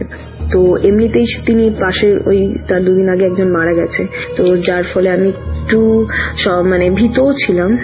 আমি যে খুব একটা সাহসী বা সেরকম কিছু না, বাট তাও একটু মনের মধ্যে আমার সাহস ছিল। তো আমি তখন রাস্তা দিয়ে হাঁটা শুরু করি। তো আমি সেদিনকারে ভেবেই নিয়েছিলাম যে আমি ওই গলিটার দিকে আর তাকাবো না, আজকে যাই হোক না কেন। বিকজ রাস্তায় লোক নেই, ফাঁকা রাস্তা, শীতের সময়। ইভেন আমি একদম মনে মনে একদম দৃঢ় প্রতিজ্ঞ ছিলাম, আজকে যাই হয়ে যাক না কেন আমি ওই গলির দিকে তাকাবোই না। তো আমি যথারীতি যেটা ভেবেছি সেরকম ভাবে করার চেষ্টা করলাম। আমি হাঁটা শুরু করলাম। হাঁটা শুরু করতে করতে ঠিক যে ওই গলিটার সামনেটা আসলাম, আমি জানি না কেন হঠাৎ আমার মাথাটা অটোমেটিকলি যেন গলিটার দিকে ঘুরে গেল। ঘুরে যেতে যেই ঘুরলো, পুরো এরিয়ার আশেপাশে সমস্ত এরিয়ার একেবারে ইলেকট্রিসিটি আউট হয়ে গেল। তো ইলেকট্রিসিটি আউট হয়ে যাবে আমি কোনো দিকে, ইভেন স্ট্রিট লাইট গুলোর ইলেকট্রিসিটিও আউট হয়ে গেল। আমাদের এখানে স্ট্রিট লাইট আর ঘরের লাইটের ইলেকট্রিসিটি কানেকশন গুলো আলাদা থাকে, কিন্তু এই সময় আমি দেখলাম যে স্ট্রিট এবং ঘরের লাইট দুটো ইলেকট্রিসিটি একসঙ্গে আউট হয়ে গেছে। ইভেন যেদিকে তাকাচ্ছি সেদিকে কুটকুটে অন্ধকার, অন্য কিছু দেখা যাচ্ছে না। আর হঠাৎ আলো থেকে যদি অন্ধকার হয়ে যায়, চোখটাকে স্থিত হতে একটু টাইম লাগে। তো আমার চোখে অন্ধকার ছাড়া আর কিছুই দেখা যাচ্ছিল না। ইভেন প্রত্যেকটা বাড়ির লোকের ঘরের দরজা বন্ধ, কেউ যদি ঘরে আলো জ্বালায় সেই আলোটা পর্যন্ত রাস্তায় আসছিল না। তো আমার মধ্যে একটি হঠাৎ করে যেন মনে হলো যে কিছু একটা ঝটকা টাইপের লাগা। I feel something like shake inside me, but আমি হাঁটা শুরু করলাম। আমি বললাম না, এনিহাও আমাকে যেভাবে করে বাড়ি চলে যেতে হবে। আর আমার বাড়িটা ওখান থেকে জাস্ট আর মানে 50 ফিট দূরে ছিল। তো আমি হাঁটা শুরু করলাম। হাঁটা শুরু করতে করতে করতে করতে যেই আমি ঠিক আমার বাড়ির সামনে আসলাম, ঠিক আমি আর ক্রস করে আমার বাড়িতে ঢুকতে পারছি না, বাড়ির গেটে যেতে পারছি না।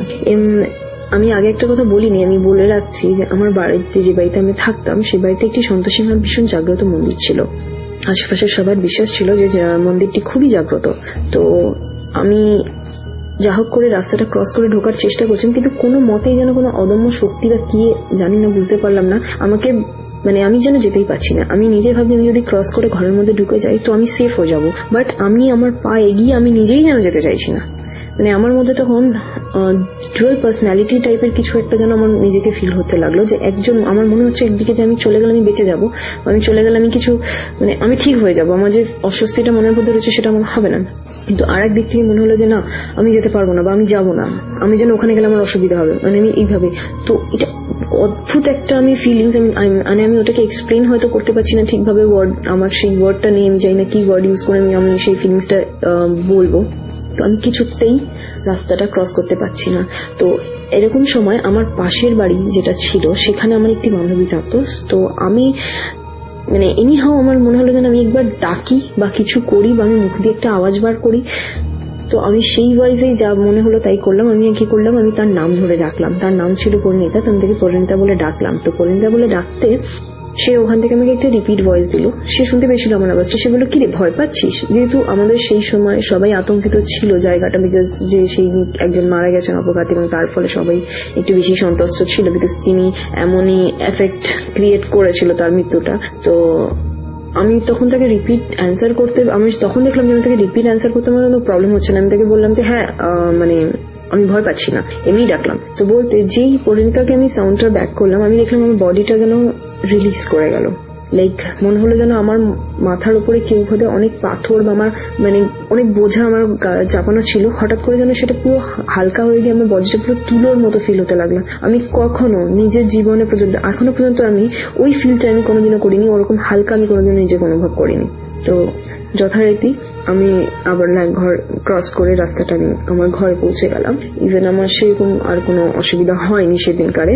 কিন্তু তার পরের দিন ঠিক যখন রাত 8টা বাজলো, সেই সময় ঠিক রাত 8টা বাজলো, আমি বাইরে বেরিয়েছিলাম, একটু স্ট্রিট লাইট টাইট জ্বলছিল, আমি জাস্ট আমার ঘরের সামনে বেরিয়ে আমি একটু এদিক ওদিক দেখছিলাম যে মানে কোথায় কি, জাস্ট লাইক একটু ওয়াকে বেরিয়েছিলাম। তো বেরিয়ে আমি যেই ঘড়িটা 8টা বাজলো, 8টার আমাদের একটা ঘড়িতে মানে সাউন্ড হয়, তো সেই ক্লকের যে সাউন্ডটা যখন 8টা বাজা শুরু হলো 8টা রিদমে, তখন দেখলাম কি যে পুরো এরিয়ার লাইটটা হঠাৎ করে আবার চলে গেল। তো believe me, like I never expect যে সেই একই ব্যাপার সেই 8টার সময়, সেই সেম সময়, সেই ভাবে কি করে একই ঘটনা বারবার ঘটতে পারে, এবং সেই ঘন্টা 8টার ঘন্টা পড়ার পরে লাইটটা চলে যাবে। কিন্তু কিছুদিনের মধ্যে এমন কোনো মানে ইনফরমেশন আমাদের ছিল না যে ইলেকট্রিসিটি বোর্ড থেকে যে 8টার সময় করে কারেন্ট চলে যাবে বা কিছু, সেরকম কিছুই ইনফরমেশন ছিল না। হঠাৎ করে পুরো এরিয়া একসঙ্গে সমস্ত এরিয়ার লাইটটি চলে যায়। যথারীতি যেহেতু আমি সেদিনকার বাড়ির ভেতরেই ছিলাম, তো আমি কিছু আর ফিল করতে পারিনি। বাট আমি পরের দিন শুনতে পারলাম যে আমাদের পাশে আরেকজনের বাড়ি ছিল, সেই 8টা বাজার সময় তিনি 8টায় ছাদ থেকে মানে ছাদে গেছিলেন, যেহেতু তার কিছু ছাদে শোকাতে টোকাতে দেওয়া ছিল, তো সারাদিনে মনে পড়েনি, তো তিনি রাতে মনে পড়ে সে 8টার সময় ছাদে উঠেছিল। উঠতে যখন সেই জামা কাপড় শোকাতে দেওয়া ছিল মেবি, তো সেটা তুলে যখন তিনি নিচে নামতে যাবেন, তিনি ফিল করলো যে কেউ পেছন থেকে ধাক্কা মেরে তাকে সিঁড়িতে ফেলে দিল, এবং তিনি গড়াতে গড়াতে 2তলা থেকে পুরো 1তলা অব্দি গড়িয়ে গড়িয়ে এসছে। সেটা মাথা টাথা ফেটে গেছে এবং তার মানে হাত ফাত ভেঙে গেছিল, তার অবস্থা খুবই খারাপ।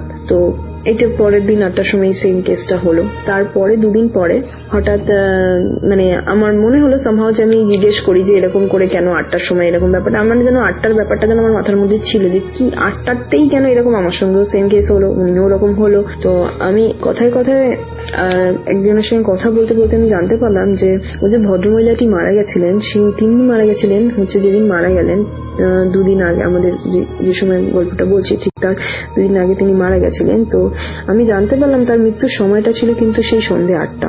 তো এইরকমই যত দিন ওই চলতে লাগলো যে 13 দিনে বাঙালিদের আমাদের হিন্দুদের কাজ হয়, তো 13 দিন পর্যন্ত 8টার সময় কারুর না কারুর কোনো না কোনো ছোটখাটো হোক বা বড় হোক, বড় তো ওনার যেহেতু উনি যার অ্যাক্সিডেন্ট হয়েছে তারই সব থেকে বড় ক্ষতি হয়েছিল, কিন্তু বাকি কেউ না কেউ ছোটখাটো কিছু না কিছু দেখতে পেয়েছে বা কারুর কোনো না কোনো এরকম অনুভূতি হচ্ছে। ঠিক ওই 8টার সময়টাই কারুর না কারুর কিছু না কিছু একটা ফিল হতো। 13 দিনের কাজ হওয়ার পরে যখন আমাদের হিন্দু মতে পিণ্ডদান ফান থাকে, তো তারপরে 13 দিন 14 দিনের পর থেকে আর সেই ব্যাপারটা অতটা হয়নি, মানে ব্যাপারটা অতটা বেশি কেউ আর ফিল করেনি বা আর কিছু তার 13 দিন পর থেকে আর সেরকম কিছু একটা হয়নি। কিন্তু যতদিন 13 দিন হয়নি কেউ না কেউ ছোটখাটো এরকম অনেক ঘটনা ঘটেছে। কেউ হয়তো দেখেছে হঠাৎ দরজাটা বন্ধ হয়ে গেল, বা হঠাৎ কেউ এসে তার নাম ধরে ডাকছে, বা কেউ আবার হয়তো রাস্তায় যেতে যেতে হয়তো কিছু অনুভব করেছে, এরকম অনেকেই বলছে। কিন্তু যে কটা ঘটনাই ঘটেছে ঠিক সেই রাতে 8টার সময়ই ঘটেছিল। তো রাসেল ভাই, এই ছিল আমার ঘটনা। যদি ঠিকঠাক মনে হয় আপনার শোনানোর মতো তো শোনাবেন। এটা বলতে চাই যে I really love Booth FM. I wish Booth FM keep going like this many years. Thank you. Booth FM. The night comes alive with Graminphone.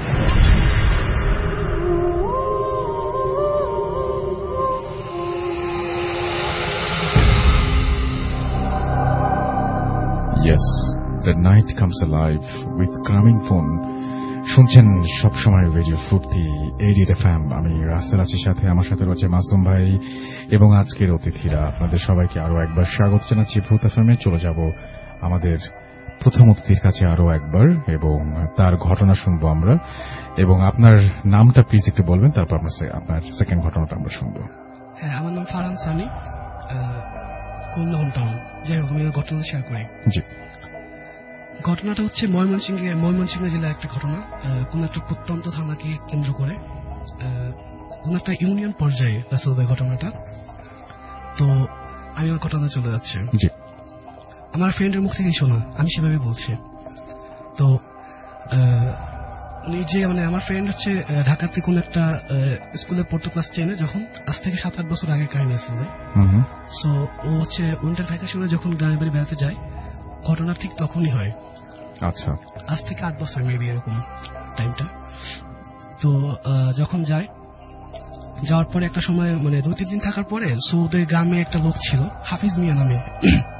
হাফিজ মিয়াটা আসলে অত্যন্ত বদমেজাজ এবং একটি অনেক রাগী একটা মানুষ ছিল, একরোখা টাইপ, যে এলাকার সব মানুষ তাকে অপছন্দ করতো স্বাভাবিকভাবে।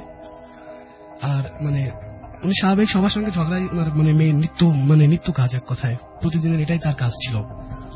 আর টুকটাক পলিটিক্স করতো সেই হিসাবে। যাই হোক, মানুষ হিসাবে বেশি একটা ভালো ছিল না, এলাকার মানুষ সেটা তাকে বলতো। আচ্ছা আচ্ছা, যাই হোক, উনি ওনার ফ্যামিলিতে বলতে গেলে ওনার মা আর একটা ওয়াইফ আছে, আর ওনার ভাই ছিল ওনার সঙ্গে জ্ঞানজাম, ওনার আলাদা থাকে, জমি সংক্রান্ত ব্যাপারে আলাদা থাকে। তো যাই হোক, আমি আমার মেইন ঘটনা চলে যাচ্ছি রাসেল ভাই। যখন উনি প্রায় বাড়ি থেকে 3-4 দিনের জন্য সামাও কোনো কারণে আসে না, হট রিজনেবল কোনো কারণে উনি থাকে না, এটা স্বাভাবিক, সবাই জানে উনি একটু ওই টাইপ। সো মানুষ এইভাবে মেনে নেয় ওনাকে। তো একদিন 3-4 দিন পর ওনাকে খুঁজে পাওয়া যাচ্ছে না।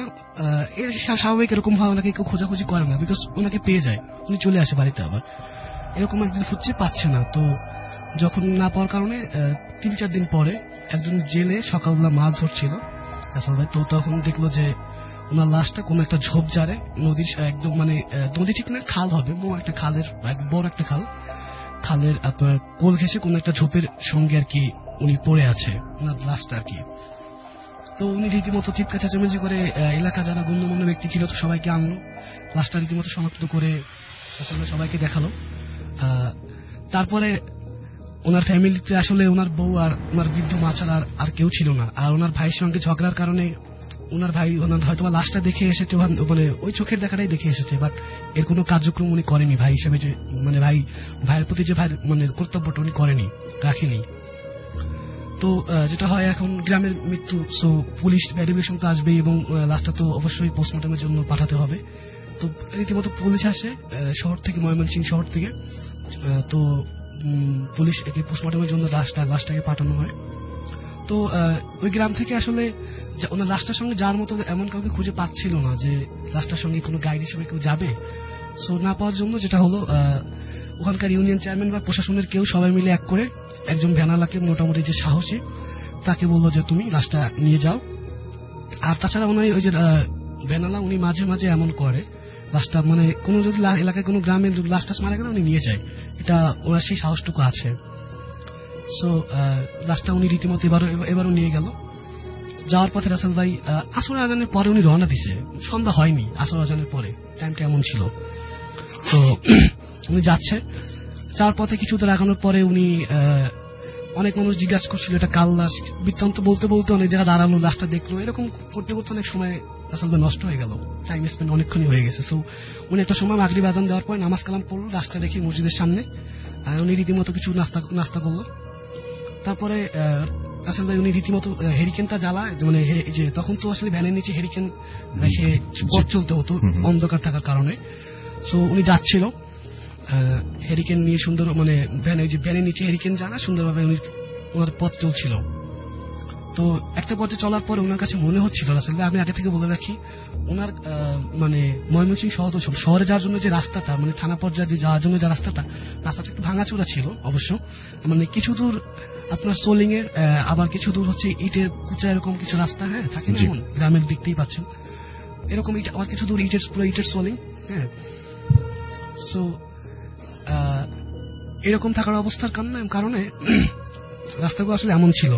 তো উনি পথ চলছিল, কিছু দূর যাওয়ার পর ওনার কাছে মনে হচ্ছিল তখন সন্ধ্যা হয়ে গেছে রাসেল ভাই, মানে নিঘট কালো একদম, মানে আর মৃদু চাঁদের আলো ছিল, ফুল ছিল না অবশ্য। তো উনি দেখতে পেল যে মোটামুটি হেরিকেন, মানে ওনার কিছু বাতাস উনি ফিল করলো, ঠান্ডা বাতাস আসার পর ওনার হেরিকেনটা নাকি মানে একা নিভে গেছে। সো নিভে যাওয়ার পরে উনি যেটা করলো, আবার হেরিকেনটা রীতিমতো জ্বালানোর জন্য ট্রাই করলো। হ্যাঁ, এরকম করে রাসেল ভাই 2-3 বার ওনার এই প্রবলেমটা উনি ফেস করে। হ্যাঁ, একবার না, মানে 2 মিনিট চালাক, 3 মিনিটের মাথায় গিয়ে আবার এটা একা নিভে যায়। সো এরকম করে 2 থেকে 3 বার, হ্যাঁ অনার 2 থেকে 3 বার সেটা ফেস করলো। সে একটা পর্যায়ে মানে বিরক্ত। হ্যাঁ, এন্ড সে তারপরও যেটা করলো যে একা মানে ভাবলো যে হয়তো বা কিছু মৃদু আলো আছে, আমি হয়তো পথ চলতে পারবো। আর গ্রামের মানুষ সাধারণত রাসেল আপনি জানেন টর্চ লাইট ইউজ করে, তো তার কাছে একটা সাপোর্ট ছিল টর্চ লাইট, সে ওটা আর কি ইউজ করছিল। রাসেল ভাই তখন বেশি সন্ধ্যা হয়নি, সন্ধ্যা 7:30 এরকম। আর শীতকাল তো বুঝতেই পারতেছেন, উইন্টার ভ্যাকেশন, মানে তেমন একটা বেশি শীতের প্রভাব, মানে এখন তো 6টার পরে শীত হবে, মানে সন্ধ্যা নেমে আসে, গ্রামের দিকে তো আরো বেশি একটা অবস্থা। তো যাচ্ছে উনি, পথ চলছে, অনেক মানুষ হাট থেকে যাচ্ছে, দেখতেছে লাশ কাজ, জিজ্ঞেস করতেছে, এভাবে রীতিমতো চলতেছে। তো একটা পথে যাওয়ার সময় ওনার কাছে মনে হচ্ছে ইটের সোলিং, ঠিক আছে, তো লাশটা কাঁপতেছে, ভাইব্রেট হচ্ছে, ঠিক আছে রাসেল ভাই। একটা মানুষ যদি লাশের উপরে, মানে একটা মানুষ যদি ভ্যানের উপরে সাধারণত বসে, যে ভাইব্রেশনটা হয় ঠিক সেরকম একটা ভাইব্রেশন, তার মানে বোঝা যাচ্ছে যে ভ্যানের উপরে কিছু একটা নড়াচড়া করছে। হ্যাঁ, নড়াচড়া করতেছে, এবং ভাইব্রেশনটা এমন, মানে একটা জীবন্ত মানুষ যদি ভ্যানের উপর বসে চড়ে থাকে, সে যদি হেলদোল বা না, মানে একটু যদি নাড়াচড়া করে, যে ফিলটা হয় ওনার কাছে এরকম একটা ফিল মনে হচ্ছে। বাট আমি রাসেল ভাই বলতেছি যে ওটা কিন্তু ইটের সোলিং ছিল, তার কাছে সাধারণত মনে হতেই পারে ইটের সোলিং, এরকম ফিল হতেই পারে। এটা সে ইগনোর করলো যে না ঠিক আছে, এটা কোনো ব্যাপার না, হয়তো এটা সোলিং, এই জন্য হয়তো এটা। রাসেল ভাই ইন দ্য সেম টাইম, সে যখন সোলিং রাস্তা, একদম পাকা রাস্তা, ঠিক আছে, এবং সেটা পিচ জায়গায় খুব নতুন ভাবে করছে, তাও একদম রিসেন্টলি, সেই রাস্তার উপর যখন উনি যাচ্ছিল, রাসেল ভাই সেম ফিলিং সে শুনতে পায়। সো এটা শুনতে পাওয়ার পর মানে তার কাছে একটা, মানে এটা ঝটলা বাঁধে যে কি ব্যাপার, কাহিনীটা তো নিশ্চয়ই ঝামেলা। সো সে এরপর এটাকে অ্যাভয়েড করার চেষ্টা করে যে না, আমি পিছনে তাকাবো না, যা হোক আমি এটা দেখার কোনো প্রয়োজন নেই। আচ্ছা, সো সে কিছু দূর 2 মিনিট 3 মিনিট এরকম পথ চলার পর মনে হয় যে না, এবার তাকে পিছনে তাকাতেই হবে, বিকজ ভ্যানটা তাকে এমন ভাবে শকিং করতেছিল, এমন ভাবে ভাইব্রেট করতেছিল, তাকে সব নাড়াচ্ছিল। রাসেল ভাই সে যখন পিছনে ফিরলো, মানে সে যেটা অবাক করে দেখলো রাসেল ভাই, যেটা আসলে অবাক করার মতো, মানে সে দেখার জন্য এটা প্রস্তুত ছিল না। দেখলো সে লাশটা উঠে বসে আছে, এবং তার কাপুনের যে কাপড়টা সেটা অর্ধেক পড়ে গেছে, মানে জাস্ট হাঁটু পর্যন্ত ছিল, আর শ্যাডোটা এরকম, আর হচ্ছে চোখের যে মনি দুটো একদমই মানে উঠানো আর কি নেই, মনি দুটো একদমই নেই, আর বিভৎস হয়ে তার দিকে তাকিয়ে হাসছে রাসেল ভাই। ওখান থেকে উনি দৌড়ে পালাবার জন্য রাসেল ভাই, মানে দেখার সঙ্গে সঙ্গে উনি তো সেলফলেস হওয়ার মতোই, মানে ওখান থেকে সে দৌড়ে পালানোর জন্য সামনের দিকে যখন মুভমেন্ট করলো, টার্নিং নিল ওনার রানার আপটা, সো উনি দেখলো যে ওই লাশটাই, সেম লাশটাই ঠিক সামনে আড়াআড়ি ভাবে তার দিকে শুয়ে তাকিয়ে আছে। হুম। আসলে ভাই দেখার সঙ্গে সঙ্গে কিন্তু সঙ্গে সঙ্গে মানে সেন্সলেস হয়ে গেল। তারপরে উনি যেটা আবিষ্কার করলো, কিছু মানুষ, যেহেতু সন্ধ্যা টাইম বললাম আপনাকে, আর টাইমটা ঘটছে কিন্তু nano second time, just pitch রাস্তায় উঠছে, ন্যানো সেকেন্ড টাইমে সে এই ব্যাপারটা সে ফেস করলো। সো দেখলো যে কিছুক্ষণ পরে কিছু মানুষ তাকে এসে ধরলো, হ্যাঁ, যারা গঞ্জে গেছিল, এরকম কিছু একটা, গ্রামের ভাষা তো গঞ্জ বলে বাজারকে। তো এরা আর কি ওনাকে সেভ করলো। তারপরে ওনাকে সবাই ধরাধরি করে ময়মনসিংহ সদর হাসপাতালে কোথায় নিয়ে গেলে এরকম কিছু একটা টাইপ।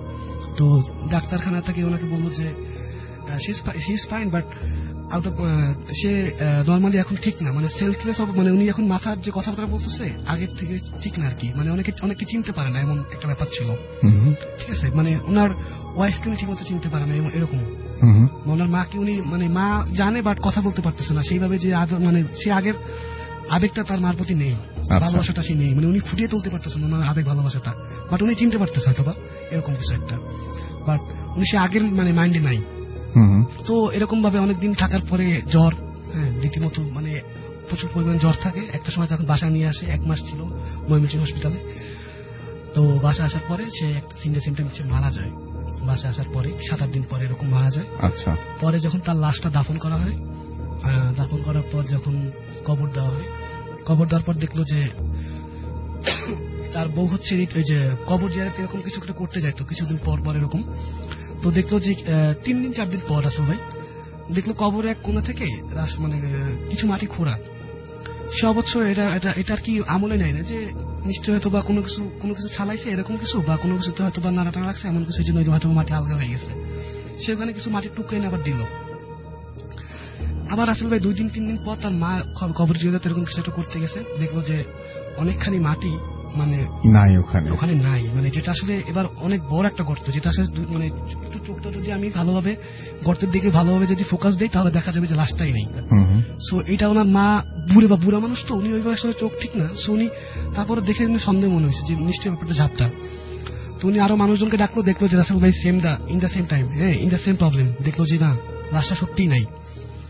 আসলে রিজন আমি আসলে এখনো খুঁজে পাই না যে এটার মানে কি, বা এটা কেন হইল, বা এটা কি হওয়ার ছিল। আচ্ছা, এটাই আমার গল্প ছিল।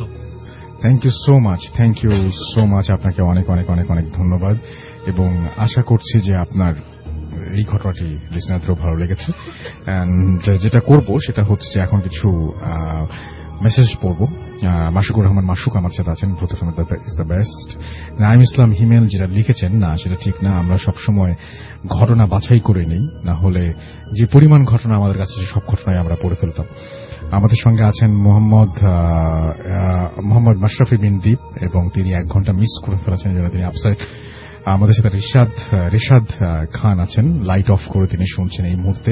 আমাদের সঙ্গে আশিক আছেন, এবং আমাকে বলছেন যে একে তো যশোরের শীত, তার উপরে আবার ভূত এফএম, এবং তিনি এখন বাথরুমে যেতেও ভয় পাচ্ছেন। আমাদের সঙ্গে আছেন দেখতে পাচ্ছি এছাড়াও মারিয়া মিম, এবং তিনি আছেন বাড্ডা থেকে।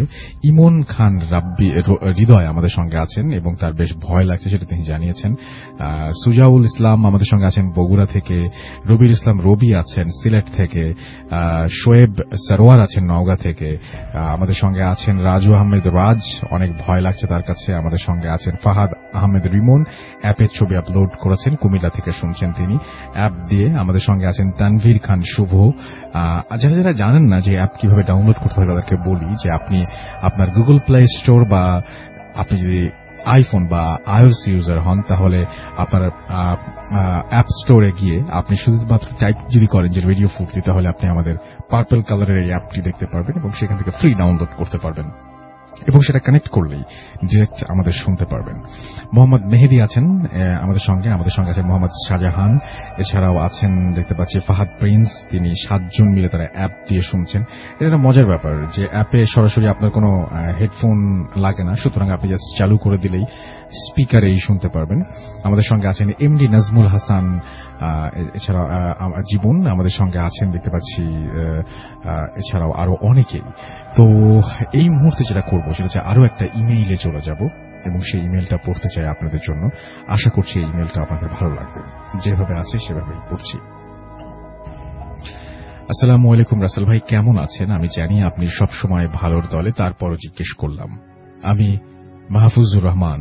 আমি ভূত এফএমের শুরুর দিকের একজন লিসেনার। এ পর্যন্ত কয়েকটি এপিসোড বাদে সব এপিসোড আমি শুনেছি।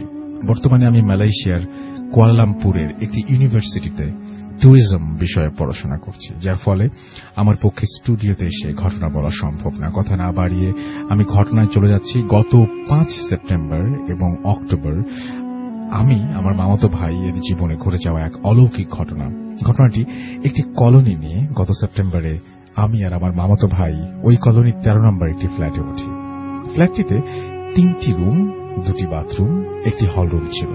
আমি আমার মামাতো ভাই একটা রুমে থাকতাম এবং অন্য 2 রুমে একটিতে একজন মহিলা এবং অন্যটিতে একজন বয়স্ক লোক থাকতেন। প্রথম 1 সপ্তাহ সব ঠিকঠাক ছিল। ঘটনা শুরু হয় পরের সপ্তাহ থেকে। তারা দুজনেই মালয়েশিয়ান ছিলেন এবং 2 রুমে থাকতেন তারা। পুরো ফ্ল্যাটটি অনেক পুরনো ছিল। আমরা দেখি দেয়ালের ছবিগুলো, ওখানে 1992 লেখা, এবং আমরা খেয়াল করি ফ্ল্যাটের সব আসবাবপত্রই অনেক আগের। আর ফ্ল্যাটের মালিক যিনি ছিলেন তিনি সবসময় লাইট বন্ধ করে রাখতেন, কিন্তু আমরা বুঝতে পারি নাই যে কেন লাইট সবসময় অফ করা থাকতো। আমরা আরো খেয়াল করি তাদেরকে আমরা শুধু রাত্রিবেলায় 1 বার কি 2 বার দেখতে পেতাম, তার বেশি দেখতে পাইনি কখনো। এভাবে 2 সপ্তাহ পার হয়ে যায়। এরপর শুরু হলো আসল ঘটনা। তাদের ব্যবহার অনেক খারাপ হতে থাকে। আমাদের সাথেও কোনো কারণ ছাড়াই অনেক খারাপ ব্যবহার করতে থাকেন তারা প্রতি রাতেই। আমরা কিছু বুঝে উঠতে পারছিলাম না তারা কেন এমন করছে। এভাবে 3 সপ্তাহ পার হয়ে যায়। আমরা তেমন পাত্তা দিলাম না, কিন্তু এরপর আমরা খেয়াল করি রাতে অনেক মানুষ ফ্ল্যাটে হাঁটাচলা করে। ছোট ছেলে থেকে বড় মানুষ সবাই হাঁটাচলার শব্দ শুনি।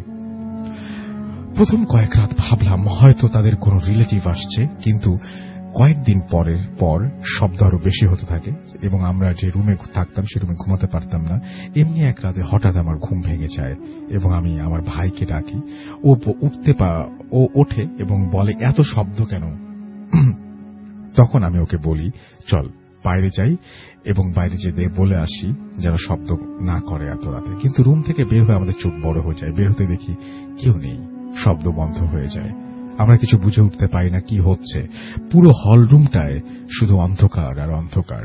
আমরা রুমে এসে তারপর আবার আর ঘুমোতে পারিনি। সকালে রাত হতেই আবার সিদ্ধান্ত নেই রুম ছেড়ে দেব এবং রুম খোঁজা শুরু করি। শহরের মধ্যে ভালো রুম খুঁজে পাওয়া খুব কষ্টকর। রুম খুঁজে বের করতে করতে সেপ্টেম্বর শেষ হয়ে অক্টোবর শুরু হয়ে যায়। রুম পাচ্ছি না। অন্যদিকে ফ্ল্যাটের মধ্যে শব্দ আরো বেড়ে যাচ্ছে। এমন অবস্থায় আমরা সারা রাত জেগে থাকতাম এবং অক্টোবরের প্রথম সপ্তাহ শেষ হয়ে গেল। পরের সপ্তাহ রাতগুলো আরো ভয়াবহ হতে থাকে। আমাদের রুমের দরজায় অনেক জোরে লাথি মারার শব্দ পেতাম। এরপর আমরা সিদ্ধান্ত নিলাম আর থাকবো না এই ফ্ল্যাটে, যে কোনোভাবেই হোক চলে যাব। এর পর দিন সন্ধ্যা হবার আগেই আমরা সবকিছু গুছিয়ে এক বড় ভাইয়ের বাসায় চলে যাই। তারপর দিন আমরা ম্যানেজমেন্টের কাছে জানতে চাই সমস্যার কথা, কিন্তু তাদের কথা শুনে আমরা আরো বেশি অবাক হয়ে যাই। তারা বলেন 13 নম্বর নামে কোনো ফ্ল্যাট বা ফ্লোর কিছুই নেই এই কলোনিতে এবং এমন কোনো মানুষও থাকে না। তবে এই 1.5 মাস আমরা কোথায় ছিলাম আর ওই 2 জন লোক বা কারা ছিল? আমি অনেক ব্যাখ্যা খুঁজতে চেষ্টা করেছি কিন্তু পাইনি। এই ছিল ঘটনা। জানি না কেমন লাগবে। এমন ঘটনা আর কারো জীবনে যেন না ঘটে। আমি এই ঘটনা কোনোদিন ভুলতে পারবো না। ভালো লাগলে পড়ে শোনাবেন। আর অনেক ঘটনা আছে, সময় পেলে লিখব। আমরা এমন এখন ভালো আছি, এরপর আর কোনো সমস্যা হয়নি। কি অদ্ভুত ব্যাপার। এটা কি মেনে নেওয়া যায় আসলেও যে একটি বাড়িতে আপনি থাকবেন, সেই বাড়িতে যখন পরবর্তীতে আপনি খোঁজ নিতে যাবেন, সেই বাড়ি সম্পর্কে জানতে চাইবেন, তখন তারা আপনাকে বলবেন যে এই ফ্ল্যাটে, এই অ্যাপার্টমেন্টে এরকম কোনো ফ্ল্যাটই নেই। এটা কি হতে পারে? এটা কতটা আশ্চর্যজনক ব্যাপার। যিনি লিখছেন তিনি এই ঘটনা ফেস করেছেন বলেই বলছেন। পৃথিবীতে কত অদ্ভুত ঘটনা ঘটে। আমরা খুব ছোটখাটো বিষয়ে অনেক সময় অবাক হয়ে যাই, কিন্তু পৃথিবীতে অসংখ্য ঘটনা এরকম আছে যেগুলোর কোনো ক্লু খুঁজে পাওয়া যায় না, যেগুলো আমাদের ভাবলেও গা শিউরে উঠতে হয়। তেমন একটি ঘটনা আপনাদের সামনে উপস্থাপন করলাম। আশা করছি আপনাদের ভালো লেগেছে। চলে যাচ্ছে একটা ছোট্ট বিরতিতে এবং বিরতির পরে আবারও ফিরে আসব। সেই পর্যন্ত আমাদের সঙ্গেই থাকবেন। স্টে টিউনড টু রেডিও ফুর্তি, এডির এফএম এন্ড ডু ফুর্তি। Booth FM, the night comes alive with Graminphone.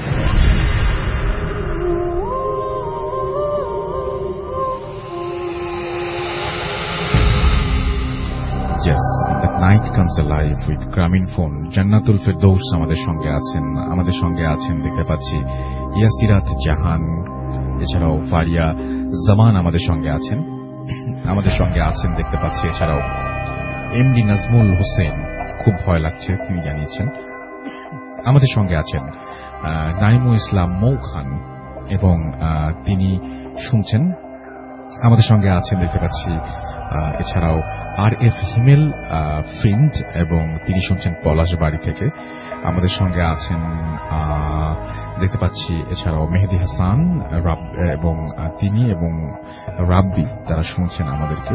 Masud Rana আছেন, তৌফিকুর রহমান আছেন, শাকিল আহমেদ আছেন সাকিবুল ইসলাম সামি, এছাড়াও আছেন এমডি হাসিবুর রহমান আছেন আমাদের সঙ্গে দেখতে পাচ্ছি, খান সাহেব আমাদের সঙ্গে আছেন, সাব্বির হোসেন সুমন, শাহজালাল রশিদ, রিশাদ জুন্নুন, মারুফ আহমেদ সাগর। ভ্যান চালকের ঘটনাটি ভালো লেগেছে তার কাছে। আরিয়ান আহমেদ রাফিদ আমাদের সঙ্গে আছেন, তানভীর নারায়ণগঞ্জ থেকে অ্যাপ দিয়ে শুনছেন।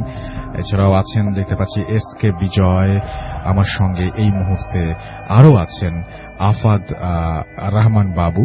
নন্দিতা দাসের অডিও ক্লিপটা খুবই ভালো লেগেছে তিনি জানিয়েছেন।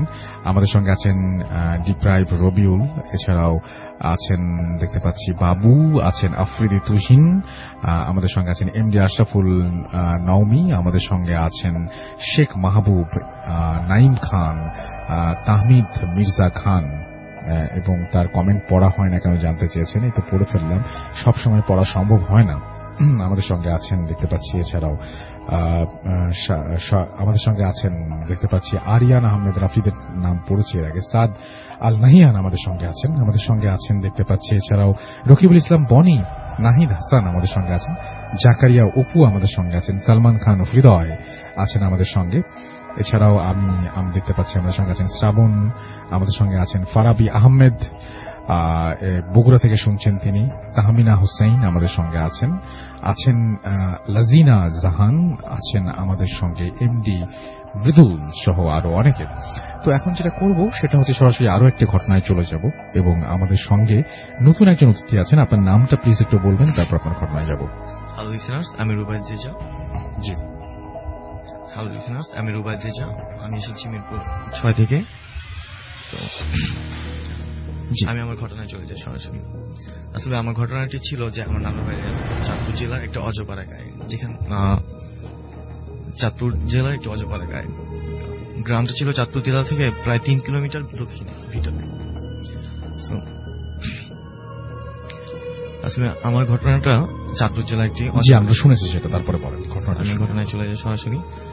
নর্মালি যখন গ্রামে যে অবস্থাটা, ধানের যখন মৌসুম থাকে তখন ধান সিদ্ধ করার জন্য নর্মালি সবাই পাতা কুড়ানোর জন্য একটা সো একটা বাড়িতে একটা বাড়ির 4-5টা মেয়ে একসাথে পাতা কুড়ানোর জন্য একটা নিতে যায়।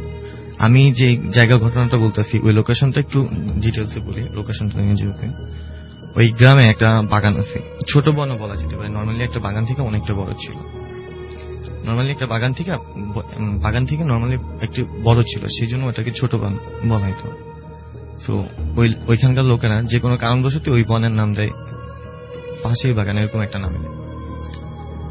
তো একটা বাড়ির কয়েকটা মেয়ে মিলে একসাথে ওই দিন চিন্তা করে যে ওই বনে যাবে পাতা কুড়াতে। তো ওরা 3-4টা মেয়ে একসাথে যায় ওই বনে পাতা কুড়ানোর জন্য। আমি যাওয়ার পরে এখানে পাতা কুড়াচ্ছে। তো ওই বনে ছিল অনেকগুলো তেঁতুল গাছ ছিল। তো ওরা পাতা কুড়াতে একবার ডিসাইড করে যে তেঁতুল পারবে। তো যেরকম চিন্তা ভাবনা ওইরকম ওরা পাতা কুড়ানো শেষ করে ঝুড়ি করে এক জায়গায় রেখে তারপরে তেঁতুল কুড়াতে যায়। তেঁতুল কুড়াতে যাওয়ার পরে তেঁতুল কুড়াচ্ছি এই টাইমে যেটা হয়, তেঁতুল কুড়াতে একটা মেয়ে হঠাৎ ওদের ঝুড়ির দিকে ফলো করার পরে দেখে যে ওইখানে একজন মহিলাটা বসা ওইখানে। মহিলাটা কি করতেছে ও একটু দেখার জন্য সামনে এগিয়ে যাওয়ার পরে একটু সামনে আগানোর পরে দেখে যে মহিলাটা অন্যদিক ঘুরে একটা মৃত ছাগল সামনে পড়া ওই মৃত ছাগলের মাংস খাচ্ছে। এটা দেখে ও একটু ভয় পেয়ে যায়। ভয় পেয়ে ওর যে সাথে ছিল ওদেরকে চিৎকার করে ডাক দেওয়ার সাথে সাথে ওই মহিলাটা একটু ঘুরে তাকানোর পরে আসলে যেটা হয় যে ওই মহিলাটার চেহারাটা এতটাই পরিমাণ বিভৎস ছিল, যেটা দেখার পরে ওরা ঠিক থাকতে পারে নাই। সবাই ছুঁটা পালাতে থাকে, যে ওই বাগান থেকে বেরোয়ার ট্রাই করে। ওরা সুইটা মেন রোডে চলে আসে। মেন রোডে চলে আসার পরে ওরা দেখতে পায় যে ওদের সাথে একটা মেয়ে ছিল, ওরা 5 জন ছিল, ওদের সাথে একটা মেয়ে মিসিং, ওরা 4 জন এখানে। আরেকটা মেয়েকে খুঁজতে যাবে যে ওই সাহসটা আর ওদের হয় না, নেক্সট টাইম ওই বাগানের কাছে যাওয়ার সাহসটা আর হয় না। ওরা ব্যাগ চলে আসে বাড়িতে ব্যাগ চলে আসে, যে ওই মেয়ের গার্জিয়ান ছিল, তারপর ওদের যে গার্জিয়ান ছিল সবাইকে এরকম 4-5 জন লোককে বলে যে এরকম এরকম হয়েছিল এখানে। দেন বলার পরে যে ওই মেয়েটাকে খুঁজে পাচ্ছি না আমরা, ও হয়তো বা এখানে ভয় থেকে গেছে। এটা বলার পরে ওই বাড়ির লোকজন ওই বাগানের কাছে আশেপাশে যা খোঁজাখুঁজি করার পরে দেখে বাগান থেকে একটু দূরে একটা ধানি জমি ছিল। ধানি জমি যে লেন থাকে পানি যাওয়ার, ওই লেনের মাঝখানে পড়ে আছে সেন্সলেস অবস্থায় পড়ে থাকার পরে ওকে বাড়িতে নিয়ে আসে। বাড়িতে নিয়ে আসার পর ওর সেন্স যখন ফিরেন যে ওইখানে তোমার কি হয়েছিল, তুমি সেন্সলেস কেন, ওকে জিজ্ঞেস করার পরে ও বলে যে আমি একটা গাছের সাথে ভয় পাওয়ার পরে দৌড়ে চলে আসি, আমি পড়ে দেন আমার সেন্সলেস হয়ে যায়। তারপর নর্মালি আর কিছু হয় নাই। তার কয়েকদিন পরে যেটা হয় যে ওই মেয়েটার অ্যাক্টিভিটি যেরকম স্বাভাবিক ছিল, নর্মাল ছিল, যেরকম একটা সবার সাথে সচরাচর যেরকম বিহেভিয়ার ছিল, ওই বিহেভিয়ার গুলো টোটালি চেঞ্জ হয়ে যাচ্ছিল। ও কারোর সাথে কথা বলতো না, সবসময় চুপচাপ থাকতো, কেউ জিজ্ঞেস করলেও কিছু বলতো না, সবসময় মন মরা হয়, বিভিন্ন জায়গায় বসে থাকতো, যে জায়গায় থাকতো বসে একা একা কথা বলতো, একা একা হাসতো, কারোর সাথে নর্মালি কথা বলতো না। তো এই অ্যাক্টিভিটি মানে এতটা পরিমাণে চেঞ্জ হয়ে গেছে যে ও স্বাভাবিক আগে যেরকম ছিল তার থেকে একেবারে আলাদা হয়ে গেছে। কয়েকদিন এরকম ডে বাই ডে যাচ্ছে, হঠাৎ করে ওই মেয়েটা একদিন মিসিং। এটা বাসায় রাতে মেয়েটা ছিল, সবাই মিলে একসাথে ছিল ওর ফ্যামিলি সহ। রাতের বেলা যেটা হয়, পরের দিন সকালবেলা উঠে দেখে যে ওই মেয়েটা মিসিং, মেয়েটা নাই। তো সকাল থেকে খোঁজাখুঁজি করে ওই মেয়েটাকে, ওদের যত রিলেটিভ আছে আশেপাশে যে বাসাগুলা, ওর মেয়ের ফ্রেন্ডের যে বাসাগুলো ছিল ওইখানে খোঁজাখুঁজি করে, বাট কোথাও নাই, ওই মেয়ের কোনো খোঁজ খবর নাই। দিন শেষে সন্ধ্যা গড়িয়ে যাচ্ছে, বাট ওই মেয়েটার কোনো খোঁজ খবর নাই, আসার কোনো খবর নাই। এটা দেখে সবাই খুব চিন্তিত হয়ে পড়ে। একটা কাজ করে, গ্রামে নর্মালি কেউ যখন নিখোঁজ হয় তখন দেখা গেছে যে মাইকিং করা হয়, বলা হয় যে এরকম, দেন ওরকম পুরো এলাকাতে মাইকিং করে দেয়। আশেপাশে যে এরিয়াগুলো ছিল, এলাকার ভিতরে বাইরের যে এরিয়াগুলো ছিল সবগুলোতে মাইকিং করে দেওয়া হয় যে এরকম একটা মেয়ে হারিয়ে গেছে। ওর কোনো খোঁজ খবর নাই। প্রায় 1 উইক যাওয়ার পরে, 7 ডে যাওয়ার পরে হয় ওই মেয়েটা মানে একদিন দেখে যে বিকালের টাইমে একটা পুকুর পাড়ে, যে ওদের যে বাড়ির পুকুর পাড় ছিল যেখানে ও বসে থাকতো, ওই পুকুর পাড়ে বসা। তো ওকে জিজ্ঞেস করে যে তুমি কই ছিলা? তো ও বললো আমি তো এইখানেই, আমি তো এতক্ষণ এখানেই ছিলাম। ও বলে যে তুমি এতদিন কই ছিলা? ও বললো আমি এখানেই ছিলাম। জাস্ট এতটুকু বলার পরে ওকে নেক্সট টাইম কোশ্চেন করলে ও বিরক্তি ফিল করে ও বাসায় চলে যায়। বাসায় চলে যাওয়ার পরে ওর যে অ্যাক্টিভিটি গুলো, তারপর ওর 7 ডেজ মানে মিসিং, দেন ও বলতে পারতেছে না, এইসব জিনিসগুলো দেখা ওর ফ্যামিলি একটু সন্দেহ করে, চিন্তা করে যে হইতে পারে প্যারানর্মাল কিছু। এটা চিন্তা করে ওকে ওর যে এলাকার যে স্থানীয় কবিরাজ ছিল, একটা ভালো কবিরাজ ছিল, ওনার কাছে নিয়ে যায়। ওনার কাছে নিয়ে যাওয়ার পরে ওই কবিরাজ বলে যে ওইখানে ওই বাগানে যে প্রবলেমটা হয়েছিল ওইখান থেকে ওই মেয়েটাকে কিছু স্প্রিজ ওকে ধরছে বা ওর সাথে নিচ্ছে। তো বলি যে ওই মেয়েটা একটু সুন্দর ছিল, অনেকটা সুন্দর ছিল, ওর চুল টুল ওর সবকিছু অনেকটা সুন্দর ছিল মেয়েটা নর্মালি। তো ওকে বলে যে ভালো কোনো কবিরাজের কাছে নিয়ে যাওয়ার জন্য। তো নিয়ে যাবে, মেয়েটার ফ্যামিলি ছিল গরিব, সেই জন্য সময় মতো নেওয়া হয় নাই। তার কয়েকটা দিন পরে, তার 7 ডে প্রায় 10-15 দিন চলে গেছে। 10-15 দিন চলে যাওয়ার পরে আবার আরেকদিন এরকম রাতের বেলা মেয়ে মিসিং, খুঁজে পাচ্ছে না। সেম কাহিনী, মাইকিং টাইকিং করে আশেপাশে খোঁজাখুঁজি করে। তারপরে প্রায় 13-14 দিন পরে আবার হয়তো ওই যে পুকুর ঘাটে বসা ছিল ওই পুকুর ঘাটে ব্যাক করছে। নর্মালি ওইখানে একদিন সন্ধ্যাবেলা দেখতে পাই ওইখানে বসা। তো আবার সেম কোশ্চেন করে যেরকম, বলে আমি কিছু জানি না, আমি এখানেই বসাচ্ছিলাম। ওই মেয়েটা নর্মালি বলছে যে আমি ওইখানেই বসাচ্ছিলাম, বাট এর ভিতরে দিয়া 13 ডেজ চলে গেছে।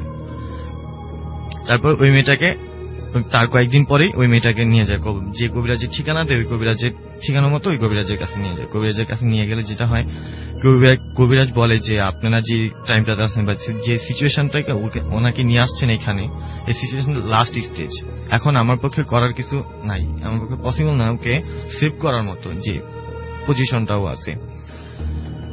ওকে মানে যে নিয়ে যেত, যে স্পিরিটটা ব্যাড একটা স্পিরিট ছিল ওকে নিয়ে যেত। সো ওকে আর ছাড়বে না, ওকে নিয়ে যাবে, কোনোভাবে বাঁচানো পসিবল না। ওই কবিরাজ বলে যে ও যেভাবে এইভাবে যেরকম আছে ও নর্মালি এরকমই থাকবে, আর চেঞ্জ হবে না।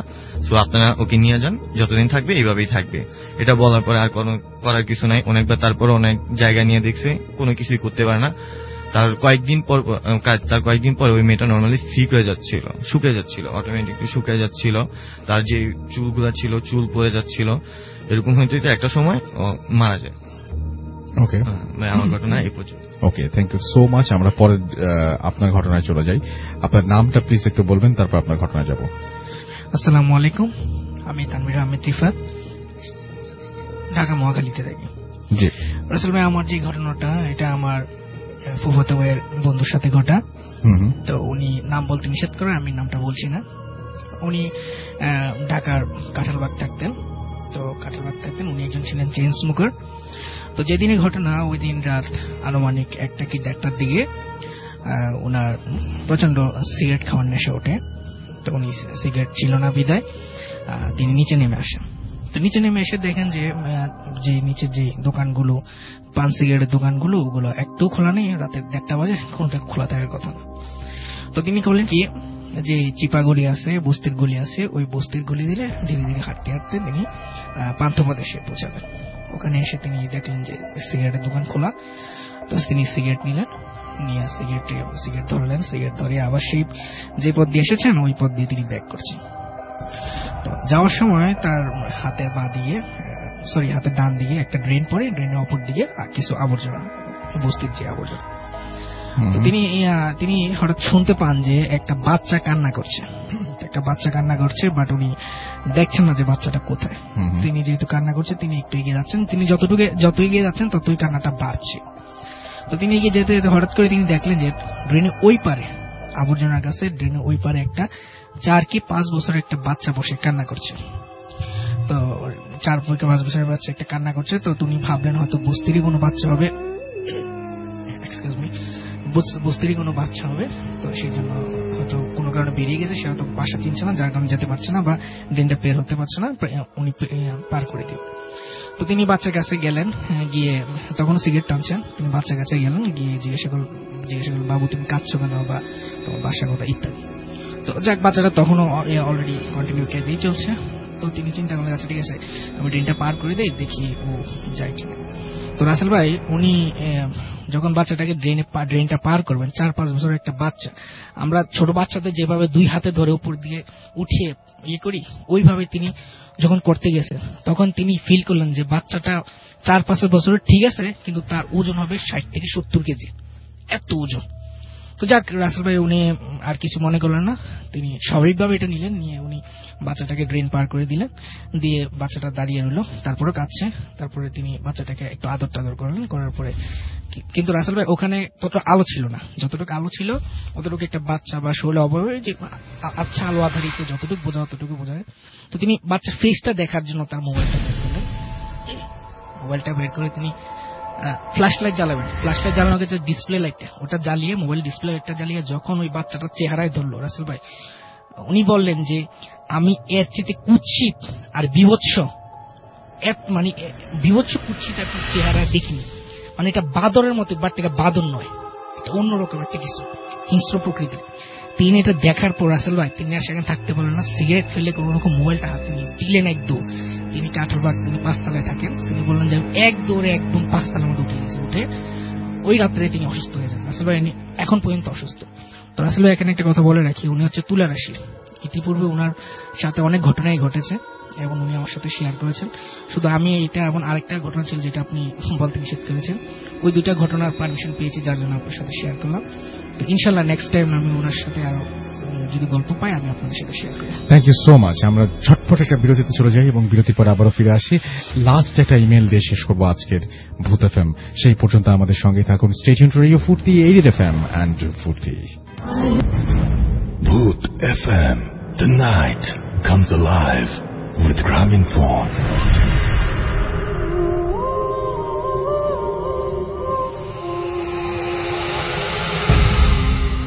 Yes, the night comes alive with Graminphone.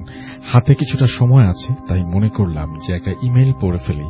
এবং এই ইমেলটাও খুবই অদ্ভুত একটা ইমেল।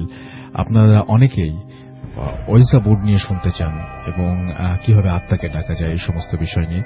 আমি বলবো যে বিশ্বাস করা না করা সম্পূর্ণ আপনার ব্যাপার, বাট এই ঘটনাটা কেন যেন বিশ্বাস না করে কোনো উপায় নাই। কারণ শুধু শুধু একজন বলবেন না, একটু ডিফিকাল্ট ঘটনাটা পড়া।